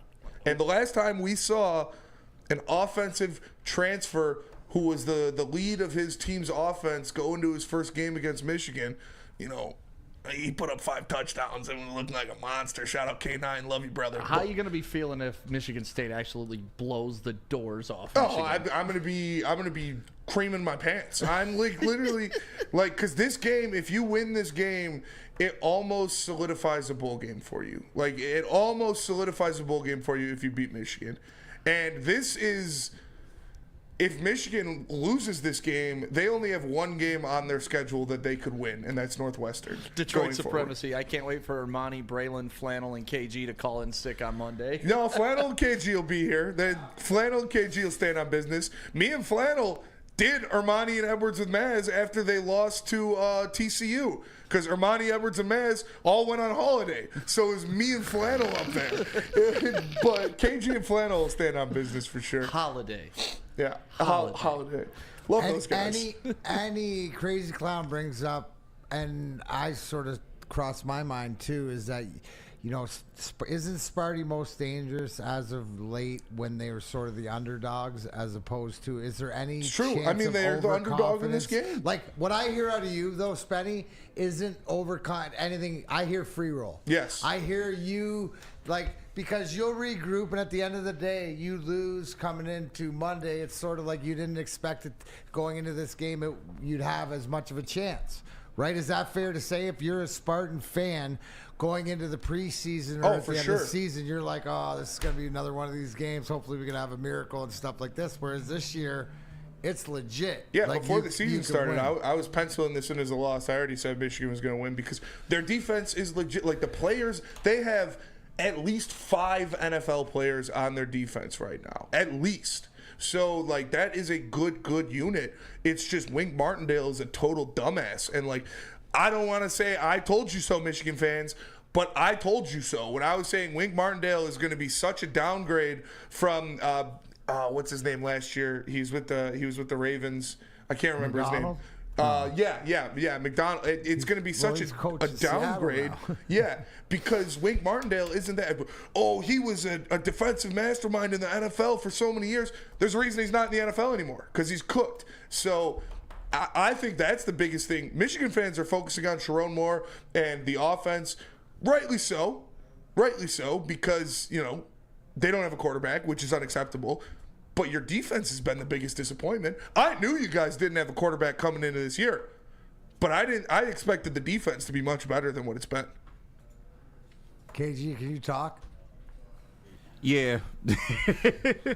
I just need to hear from. We need a Minter, partial, Jesse Minter. Yeah, we need a partial. Michigan Jesse Minter. Yes. Yeah, you're right. But still, the truth is what it was. I mean, did I think Wink Martindale would be this bad? No, but the way he constantly blitzes, man, he puts people out of position. You look at our secondary, we have a decent secondary, but Will Johnson hasn't made nearly as many plays this year, and it's because he's playing out of position. I've seen him move Kenneth Grant and Mason Graham around on the defensive line, putting them on the edge at times. Just stupid things, man. And this defense hasn't been able to capitalize because the offense has put them in such bad positions a lot of the time as well. So, I mean, Spinny's right. They got something to prove on Saturday. Where are you at, with your fandom going into this game? Is it like wounds licking, or like coming off a concussion, and where? Are you a little bit they're up on the 8 count right now? Yeah, do you feel sort of, and I don't, because if we're talking straight up, Kenny, we said that this might happen, this could happen. Obviously, without the quarterback, not going to put you in the Auburn category till you're consistently after what happens next. Exactly. Yeah, I'm not buying that Auburn shit. This is the worst case scenario. But are you from what I'm hearing right now, it's the confidence level of Michigan this weekend has probably been more of an all-time low than that I felt at least since the network's been here. Yeah. But in a long time, is that fair? Like, how can you be confident? I mean, you saw what happened at Washington. You saw what happened last week. So there's no real way you can go into this game confidently and say we will beat Sparty's ass. Like, I can't say that. But what I will say is that the defense is still pretty strong. That front four is very damn good. And they're going to have to dictate the pace of this game and make Aiden Childs make mistakes. If Aiden Childs makes mistakes and starts turning the ball over like we know he can do, then, you know, we will be at a better advantage. But if they go down 2 scores, it's going to be hard. It's definitely going to be hard in this game. Can't go. Final prediction, 3-2. Nah, it won't be that bad. It's gonna be that bad. This is gonna take football back to like the 1940s. What I will say is don't expect that Jake Tuttle can throw the ball down the field, and I know he's made mistakes. I know he's made mistakes, but I would rather have somebody that is at least a threat to throw the football. That way we can kind of keep the defense honest, because they're going to run the ball a lot. That's the only thing that they can do. So, I mean, if Tuttle starts, I think we got a good chance. Even if Orji starts, we have a chance, but I think it's a way lesser chance if Orji starts. But I got give me 24-20 Michigan. Who's Vegas favoring in this game? Michigan. Yeah, Michigan? they were a 6-point favorite and dropped to 3. So I don't know where the hell they got 6 from. At night in the big house. It's really a pick 'em game. The big house. I'm joking. The big house actually is big. It's pretty crazy. No, it's dope. It is, but it's not loud. No, it's not, because it's wide open. Yeah, because it's so like flat and long. All the sound just goes straight up. You know, you'd think 110,000 people be crazy, but you go to Ford Field with 65,000, it's much louder. Well, it's a dome on it too, so it makes a difference. Yeah, I know, but makes that's like it's the big house, but. When I first heard that as a kid, I expected to be like this the whole game. And it's like, oh, no, this is nice. Yeah. And I'll tell you what. Don't expect a 1490s football game like, you know, oh, and here come the Michigan State Spartans up the field. No, they're going to try to take the top off of Michigan early with their receivers. They've got guys that can do it with Nick Marsh and Glover, and they can attack down the field against this Michigan secondary. So I expect them to go for the throat early. I expect to see a couple deep shots down the field. And K'Ron Lynch-Adams is an explosive back. So if you give him a hole, if Makari Page misses a run fill like he has all year, he could take it to the house. It's going to be a great game. I really think it's going to be a very fun game to watch. I'm going to get on my Neil Rule thing right now with the cut the shit moment. You know, go ahead, cut the shit. Neil loves to cut the shit. Just cut the shit, okay? That's I like when Neil says it, though. Steve O'Baby, Spencer, the Michigan Wolverines are a one-hit wonder. LOL. I mean, if your hit is a national championship, I'll take it. Shut up. I will take it. The shit. Like, I've had enough of this. And you know why you know why this really grinds my gears? When I was 9 years old, going the Wayback Machine, I went on a road trip out west with my family. And the Pistons had just won the championship in 1989. I'm wearing my Pistons gear, and as an ignorant 9-year-old, I'm thinking the Pistons won the championship. Everybody knows they're the best team. Well, I'm at all these little trailer campsites because that's what we're doing, the KOA trip across the country. And all these people are talking to me about how the Pistons are fraudulent champions, how they didn't deserve it, how they play dirty, how they cheat. And it's the same vibes I'm getting off this Michigan thing. And at 8 years old, it didn't make sense to me. If you're the champions, if you beat everybody in front of you, like look at last night for the Celtics. KG, Paul Pierce, Ray Allen trotted out there while they were giving out the rings, right? Yeah. To me, that's the big three. But to me, I don't think they're one of the greatest teams of all time. I don't even think they're even close. They lucked into a championship. They tried to stack the deck, and they got one. But I can't take that away from them. They still have every right to be at that ring ceremony, even though I don't think it's proper. So once you win the championship, you won it. From here till the end of time. So even though you want to discredit how they won it, it doesn't matter. It's in the history books. Wolverines won last year. Yeah. Deal with it. Cope with it however you want. But saying it's not real just shows that you can't live in reality. No, they won the national championship for sure. And I've said this multiple times. I would take the national championship if Satan himself was my head coach, if it means we win a title. Like, I don't care. If you win and, but they cheated. Okay, yeah, well, they won. Cool. Don't care. Yeah. They say that about every champion, though. Yeah, oh, but Nick Saban cheats. Oh, like every champion. Oh, well, if it wasn't for the refs. Oh, if it wasn't for this. Tom Brady cheats. Like, every champion gets accused of cheating. That's just how it is. But that shit's in the past, old man. The future is now. And Michigan is a team full of bums this year. But I don't go like this to history and be like, it didn't happen because I didn't want it to happen. This history ain't repeating itself. You guys aren't even making a bowl game. Bums. All right. Yep. Well, let's go to break. Line them up. We'll see you Saturday. Line them up. Let me tell you about the watch party presented by New Holland Brewing Company. The live watch party and the post-game show live at Hayes Social every week. Presented by New Holland, Sabbath Coffee, Soroki's Crispy Chicken and Pizza, and 1800 Tequila. So make sure you come out. The 1800 girls are going to be out there at Hayes Social this week. So come out and join us as the Detroit Lions destroy the Tennessee Titans. It's going to be a great time. Come out and have fun with us at the live watch party and post-game show at Hayes Social. To prove that you can get just as strong at Planet Fitness, we're seeing if people can tell the difference between our 75-pound dumbbell and a 75-pound dumbbell from an overpriced competitor gym. Okay, the old flick test, that never fails. There's literally no difference. Plus, you can save $28 or more when you join today. Wow. Why would I pay more to lift the same weights? It's the Planet Fitness Strong Choice Sale. Save $28 or more. Join for $1 down, $15 a month, cancel anytime. Deal ends October 10th. Planet Fitness. Light price, strong choice.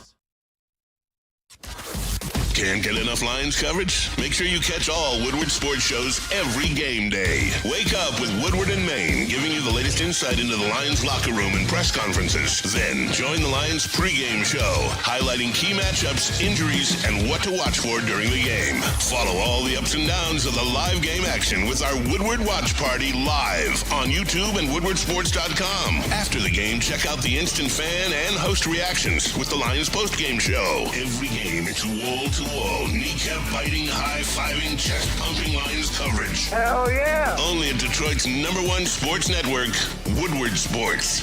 Woodward Sports, let's go. Soroki's Crispy Chicken and Pizza now has signature wings. For a limited time, you can get one of their 7 different delicious flavors. My personal favorite is the spicy garlic, but you could try them all and choose your favorite for yourself. Limited time offer, so get them while you still can. Signature wings at Soroki's. To find a Soroki's near you, go to Sorokis.com. Welcome back to Big D Energy right here on the Woodward Sports Network. My name is Stick, filling in for Neil Rule. D-Mac, you see that? I was talking about this the other day, the free bud for a year. Saw that. Make sure you scan the QR code.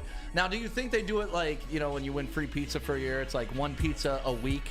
Or do they think that, because I was like, if this was me and D-Mac winning, that's a whole different situation than somebody else winning. Like, do they know how much I could consume in a year? I think it's probably like an ounce a month or something like that. I don't know what it is. It's a lot lower than if I was giving away bud for a year or smoking it. It would have like to be. If for a bud for a year, how much would they have to give you? 12 pounds. So a pound a month? Yep. Those are your 4 ounces a week? Easy. Yeah. That's solid math. We got a couple super chats in the Woodward Sports chat. Half a day? Yeah. Wow. One from Dante151. He says, breaking news, the Browns head coach Kevin Stefanski secedes offensive play calling to offensive coordinator Ken Dorsey amid struggles. Does this help the Browns win a game? No. LOL. Here's a better question. Alan W., you tell me this, Benny. I'm going to you. Titans just traded Ernest Jones to the Seahawks fire sale in Tennessee. Who's their best top edge rusher? It's from Alan W. Harold Landry, I think. Is that a guy? Is there, if they're having a wholesale, is there anybody on that roster that we could? Harold Landry, if he's on, let me see. I don't know. But you see, when you see fire sale going on like that, there might be something there. And anybody in the chat, if you anybody in mind that you'd like off their team, or they got Sebastian Joseph Day. And Harold Landry. Yeah, Harold Landry would be the one I would go for. Or a lot of this time, too. What a perfect opportunity to play against them, to get a dress rehearsal to see what you want. You don't got to make any moves. Isn't that the beauty right now? Yep. Even though is that we control, yes, we see what we need to do. We know what we need to do. My question as a fan, does the ownership, does the people in charge see what I see? I believe yes. But also, too, it's timing, right? And Brad Holmes knows that. So he's not going to just go out and make a deal to make a deal. I think this is more or less the perfect storm. I know we all want Myles Garrett and Max Crosby and stuff like this. But what I'm looking for first is, like, we have to improve this team. And if it's by committee because you can't get that, because you don't want to sacrifice your future, that's a decision made in Allen Park. If there's one thing we know about Brad Holmes, he's an intelligent shopper. He gives himself a budget, and he won't go outside of what he allots himself. And I love that this has come. You hate that the injury comes, so I'm never going to say I love it. I guess that's a strong term to use. But the timing of this injury to Aiden Hutchinson allows you to slow play it so you didn't have to instantly react. Like, the trade deadline wasn't that weak, and you had to panic. People know you're buying. People know you got to spend, and that's when they take advantage of you. And we saw it last year when everybody was pushing Brad Holmes to get an edge rusher for that playoff run. He didn't panic. He didn't overspend. You heard reports that he called and inquired, but then people wanted too much that he was willing to pay, so he walked away. I love that emotional intelligence. I love that just intelligence in general. And you know that they have a short list. You know that they already had a short list. So when they're shopping, it's a little different scenario now that they know they have 3 weeks to fill this gap. And the other thing it gives you is now you may have an opportunity to find out that Josh Paschal has arrived. And maybe the need to fill that gap isn't as urgent as you think. Obviously, you want to replace Aiden Hutchinson. Obviously, it's impossible to replace Aiden Hutchinson unless it is a Max Crosby or a Myles Garrett. Those are kind of the only two I think you could slide in and it'd be a similar production. Like the whole But time? at the same time, you don't have to pursue that if Josh Paschal continues to be the type of player that he has been in this past game. If James Houston can find that zone that he did at the end of his rookie season. This is a lot of ifs, but now you get time to figure it out, and you're going to get quantifiable data from this game and the Packers game before you really have to press the fire drill. Yeah, absolutely. And when you continue to win and put yourself in this position, right? We handle Tennessee this week and focus after this weekend on the Green Bay game. Everything goes copacetic. You keep winning. You lower the price that you'll have to pay because you don't have to make a snap decision. Right. Let's see. Andrew in the chat. I totally agree with Anson. Well, that's awesome. If a move is made, it will be made next Wednesday. Yes, sir. Right at the trade deadline. I've said that. It might be an hour or two before the deadline is over before a deal gets done. They want to do all their due diligence, and I'm not mad at that. No, that's what you want, right? You don't want me leading your team. Yeah, of course. The minute he went down, I'd be like, whatever you need from Max Crosby, we're going to give it to you. You want everything we got, But Brad Holmes, he's a much better poker player than I am in these instances. And, when that calm comes from the top, and he's not freaking out that they lost Aiden Hutchinson, it definitely trickles down throughout the entire team. So I'm not concerned. I'm really not concerned, especially if we didn't get a ton of pressure last game, but they did enough to make sure that Sam Darnold wasn't going off. And then the secondary stepped up in a big way to where they were getting interceptions and creating turnovers and creating havoc and making sure they were tackling immediately. So a lot of positives came out of last game that I think we could carry over into this game against the Titans, especially against a Mason Rudolph. So looking forward to see what Brad Holmes does. I'm not going to hold my breath, though, because it may take a long time to get this through. Right, D-Mac? Yeah, no doubt. But it's also, too, is like who's dictating control. And right now, Brad Holmes has full control, and I trust Brad Holmes.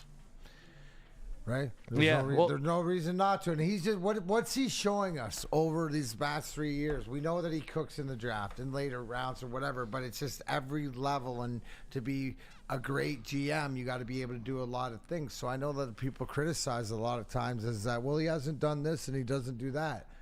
Let him cook. Let him cook. Yeah, and maybe he doesn't have to.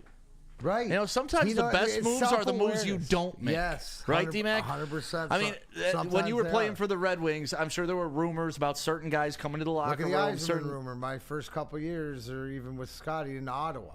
You know, you're going to trade Steve Yzerman. You know, like that was like a ongoing for Alexei Yashin or something like that. You know, but he didn't make the move, and look what happened. Absolutely. Look at the Fedorov, you know, getting signed in the offseason by Carolina and then matching the offer sheet. So, you know, a lot of times you got to wait and see. Chase putting this in the chat. Harold Landry has a $23 million cap hit. Myles Garrett has a $20 million. It's the best option. We should be pushing all the chips in based on talent and contract. And stats, honestly, if you look at pressure rate and win percentage, he's the only one in the stratosphere, really, of Aiden Hutchinson. It's Aiden, and then it's Myles Garrett. So if you want to replace that type of production, that's the guy you got to do it. And especially if you're playing Mason Rudolph this week, go get him so we can bash him over the head again with a helmet. That's one of my favorite moments all time in NFL history. So if we can get Myles Garrett in here, bashing Mason Rudolph again with his helmet, I am all for it. Spenny, who we got to tell him about? Tell us about KDK Law. KDK Law. Listen, don't let her take your stuff. Keep your stuff. Let her do it. That's what KG says, and I believe him, and I'm with him. You need excellence on your side because you know she's going to try to take it. You know it. KDKLawOffice.com. Give them a call today. Divorce, family, and criminal law. Click that QR code above my head. And let me tell you about Sabbath Coffee Roasters. If you're looking to make the right decision when starting your morning, look no further than Sabbath Coffee Roasters. They will have freshly roasted, locally sourced coffee delivered right to your door. You can subscribe at SabbathCoffeeRoasters.com. Use code word Woodward to get 25% off your first order. Whether you are waking up to tackle game day or just going to work, start your day right with Sabbath Coffee Roasters. They are the best in the game. Feldman Chevrolet, Michigan's #1 Chevy dealer, is kicking off the game with the best prices on all cars, trucks, and SUVs, like this 2024 Silverado for just $296 a month, or this 2025 Equinox for as low as $371 a month. Our locations in Novi, Highland, New Hudson, Livonia, and Lansing means we have the perfect Chevy right in your backyard. Get the home team advantage every day at Feldman Chevrolet, Michigan's #1 Chevy dealer. Can't get enough Lions coverage? Make sure you catch all Woodward sports shows every game day. Wake up with Woodward and Maine, giving you the latest insight into the Lions locker room and press conferences. Then join the Lions pregame show, highlighting key matchups, injuries, and what to watch for during the game. Follow all the ups and downs of the live game action with our Woodward Watch Party live on YouTube and WoodwardSports.com. After the game, check out the instant fan and host reactions with the Lions postgame show. Every game, it's wall-to-wall, kneecap-biting, high-fiving, chest-pumping Lions coverage. Hell yeah! Only at Detroit's #1 sports network, Woodward Sports. Woodward Sports, let's go. What happens when you run a great business for over 50 years? You expand and offer more products to more people. Exactly what Les Stanford did by adding Les Stanford Buick GMC. Same great service customers have come to know and trust on Woodward Ave, just south of 9 Mile. Check out Les Stanford in Dearborn today at LesStanford.com. Les Stanford Chevrolet. Together, let's drive. Boom, boom.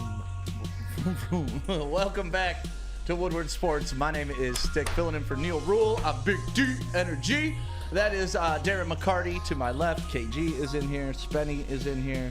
I saw a good question in the mailbag. Do you see that, Spenny, in the chat? I don't know. My chat's being weird right now. Is it being weird? Yeah. Hey, real quick.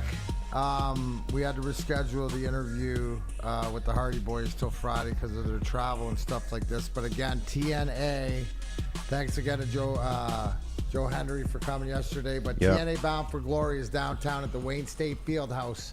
And I have 4 tickets to each night, Saturday and Sunday, that I will be giving away tomorrow. So if you're interested in it, and you obviously can attend, let me know for both nights. So I want to, I'll rack up some interest here. But tomorrow, you getting in the ring? Tomorrow we'll be getting it. No. I'll just be a fan. You just get to be a Don't fan? have to work this one. That's fun.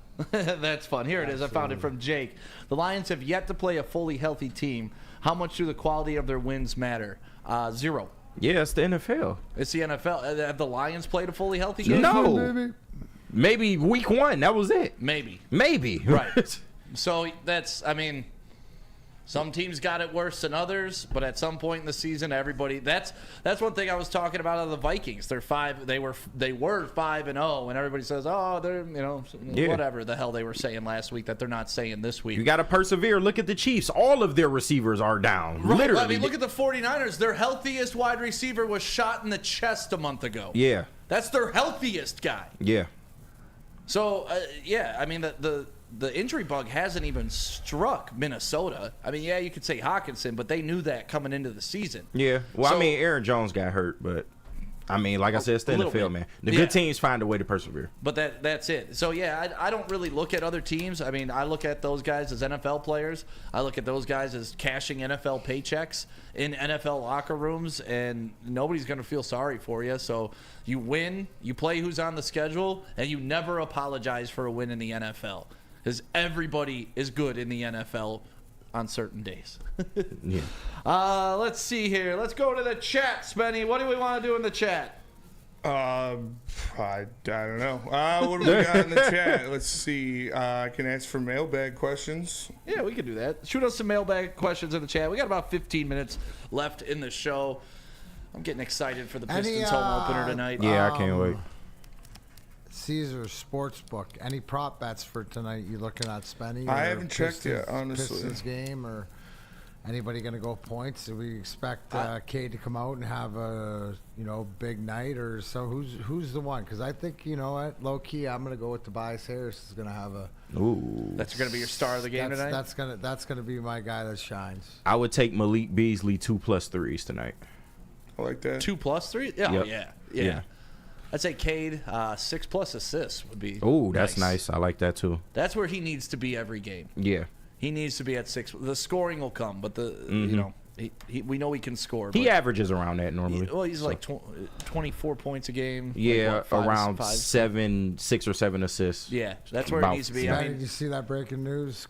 I cannot confirm it or not, but it looks like the mothership is reporting through Adam Schefter, thank you, Alan W., that J-Mo will play, and the Lions are appealing suspension. Which to me leads me to believe the script, the Adderall, in somebody misplaced the thing. Yeah, maybe didn't file paperwork. And can I use this opportunity? Get your shit off. Get your shit off because people was confirm that this is an actual report before we react to it like that. I'm trying to find it. Spenny, can we confirm this? That's why we're speculating to see if that's the case. I've not seen any tweet from Adam Schefter. Okay, then let's do this. But that would not, whether it is or it's not a troll job, whatever it is.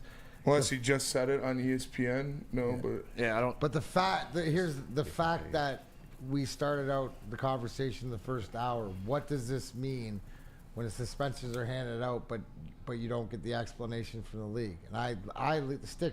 You were leaning the other way as far as it meant worse. Do you not think that this is more on brand, that this could be it? Let's see. Because they still haven't announced, right? The league has not come out and said he's suspended for this yet, right? No, and that's the thing. So, they announced everybody else's real suspensions. I mean, I'm seeing a clip on Twitter. I don't know if I can listen to it real quick. It's coming from Eric Woodward. Eric Woodward? All right, let me find his tweet. I was going to say, I didn't see any from Schefter hasn't tweeted about it. It's Schefter talking. You have to pay attention to some of the language in there and figure out what it means, parse it out. Facing means that he's facing it and he might be appealing it, and we don't know what's going to happen with the appeal. Being said Facing right now? it means that the league might be making a ruling on it. Facing it means a lot of different things. But I can tell you this, as of Tuesday afternoon, as we tape this, he has not yet been suspended. Yeah, it was yesterday. Oh, okay, so no, that's not breaking. Yeah, there is no breaking news. That's on not that breaking. yet. It's a good tweet, good clickbait by whoever tweeted that out, but that wasn't confirmation that he is playing. That was just the hypothesis that we were having earlier in the show. Yeah. God, because I was about to explode. Yeah. Like if it gets announced that But he's why, able why it shouldn't, you know what I mean? I don't think, yes, it's great either way to not be in trouble and that. But again, if there was a week that he had to miss, are you worried about this week? No, but I wasn't going to explode on the NFL. I wasn't going to explode on Adam Schefter. I wasn't going to explode on Jamison Williams. I was going to explode on all the people who judge before they know. Yeah, but that's yeah, I know. I don't have to like it though. I can call them all idiots, yeah, can I? Oh, 100%. Like that's call them out by name. Yeah, and that's even better. That's what pisses me off the most. You know, like I've heard other people in media in this town. Okay, now you can't sign this guy to a long-term contract. I believe was the quote yesterday. Yeah, people definitely overreacted. Oh yeah, he's a troublemaker. So just hold them accountable. Whoever it is, take receipts as far as. But that's this knee-jerk society that we live in where everybody wants to be judge and jury before they know all the facts just absolutely kills me. And it works both ways for everybody. And if it comes out that J-Mo just didn't fill out the proper paperwork for his Adderall script, all you doubters, I'm going to start treating you like I treat Easy and Jared Goff. Like, it ain't going to happen anymore. You're not allowed to be a fan. You're not allowed to love this team because all you're willing to do is throw out people at a drop of a hat without information. But until it happens, I can't say that because you could still be right. So, like, I'm backing off the going off on people. But this should be a lesson in just calm down before you know the facts. Especially if he's playing on Sunday. Oh, man, the round of applause that man is going to get on Sunday. If it'll turn more into a Detroit versus everybody. The NFL's trying to get us type thing, and this will become a much bigger rallying cry for the entire team, I believe. Yeah, I think so. We'll see what happens. But like I said, there's been no confirmed report that he's playing or he's not. I haven't seen anything from Adam Schefter. Adam Schefter hasn't tweeted anything about it. Neither has Eric Woodward.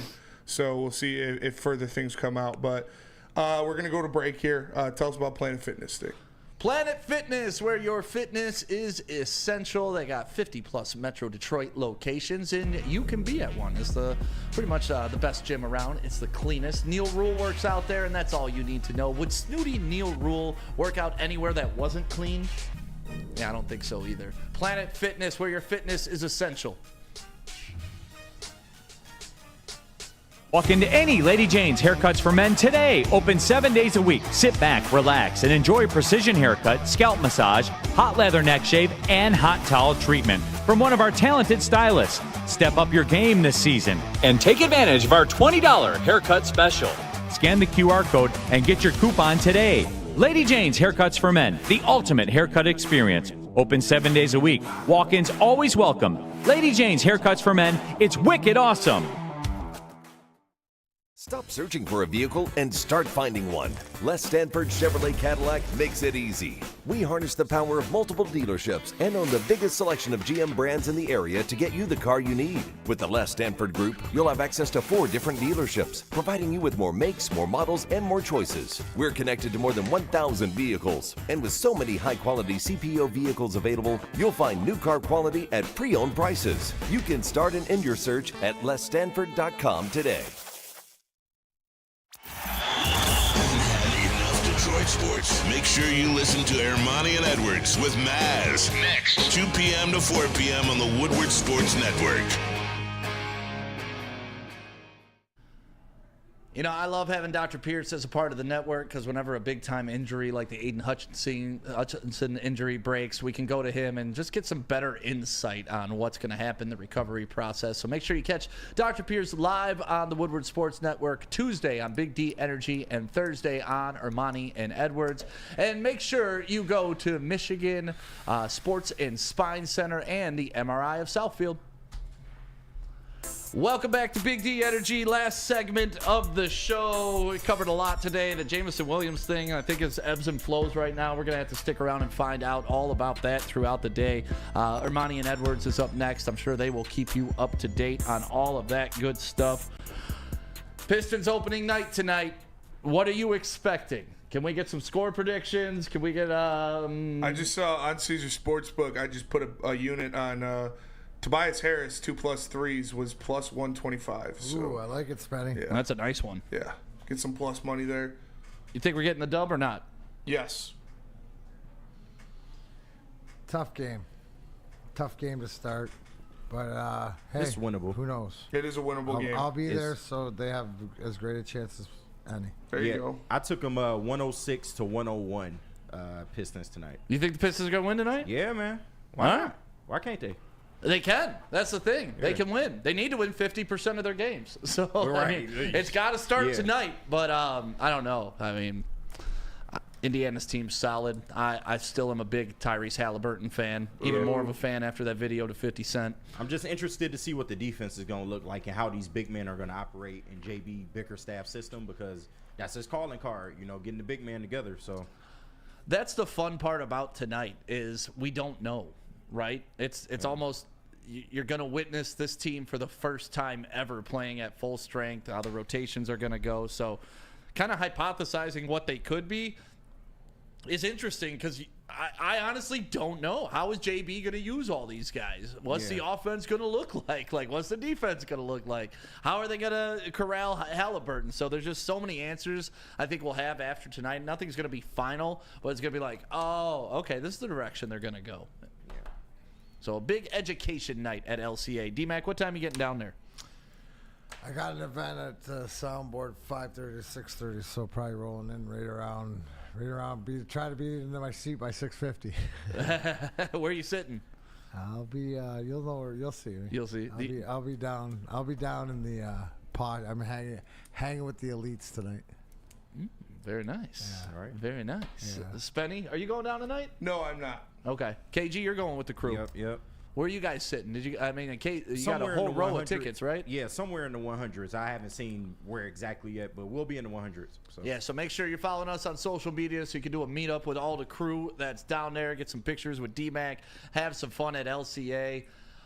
LCA needs some winning to happen in it.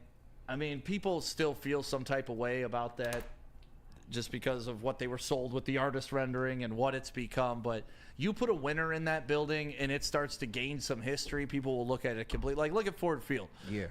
People didn't think Ford Field was the greatest venue, but now it's one of the loudest stadiums. The game day experience is amazing. So, and that stadium's 20 years old. It's crazy. I cannot believe that Ford Field is 20 years old.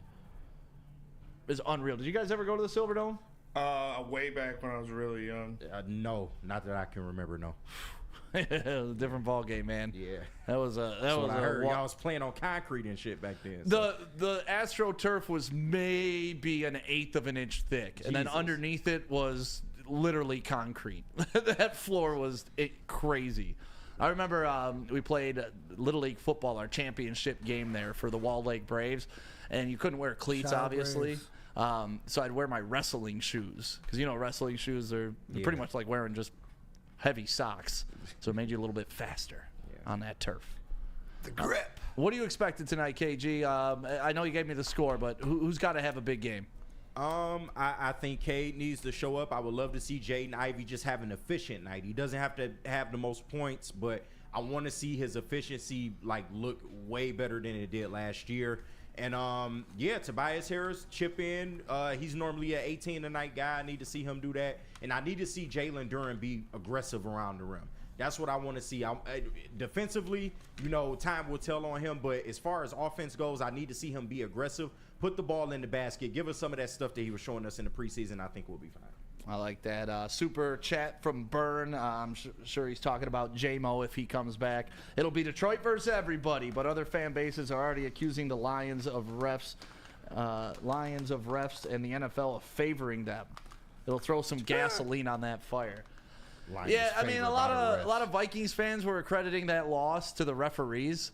When have the refs ever like this? I don't know. I honestly don't know when the Lions have ever gotten the benefit of any call in the history of my lifetime. Seriously. I mean, there are rules based after Lions getting screwed over. I can remember the 10-second runoff against the Atlanta Falcons because the refs got that I was wrong. at that Well, game. you guys bring Completing up, the process of the catch. you guys bring up a great point, right? Like we're talking about. I mentioned it earlier about Cade being how's he being reffed? How it ain't the same old Lions. Why? Because it's not being discriminated against enough. When you get good, good things happen. It's like it's like as you get more successful, more money, more problems, but things get easier. Look at the Chiefs. They get to whistle every single goddamn week. Yep. No, it's one of my favorite quotes of all time is nobody boos a bench player. That's a fact. Like, when does anybody show up? Sam does. Yeah, Sam boos role players. No, but that's it. I mean, like, nobody shows up to boo the 12th man. You got to be the star of the team for people to boo you. So if you're catching some flack, you're obviously doing something. And I think that's why a lot of the media around Detroit talks about us. All right, top 5 tomorrow. What, Spenny? Oh! Top 5 fears. Top 5. Yeah. Top 5 fears, and also 2 makeshift coffin, right? Yep. Yeah. R.I.P. R.I.P. Thursday. Top 5 Thursday. There it Neil is. will be back. Neil will be back. Stick, thank you. Yeah, thanks for having me. Great show today. Top 5 fears. Remember tomorrow, if you can go and watch some of these tickets. I see people already in the chat. Get ready. We'll tell you what you need to do. Get D-Max tickets, and you guys have a great day. Neil's back in tomorrow, so you'll get some snootiness right here on Big D Energy. We're out.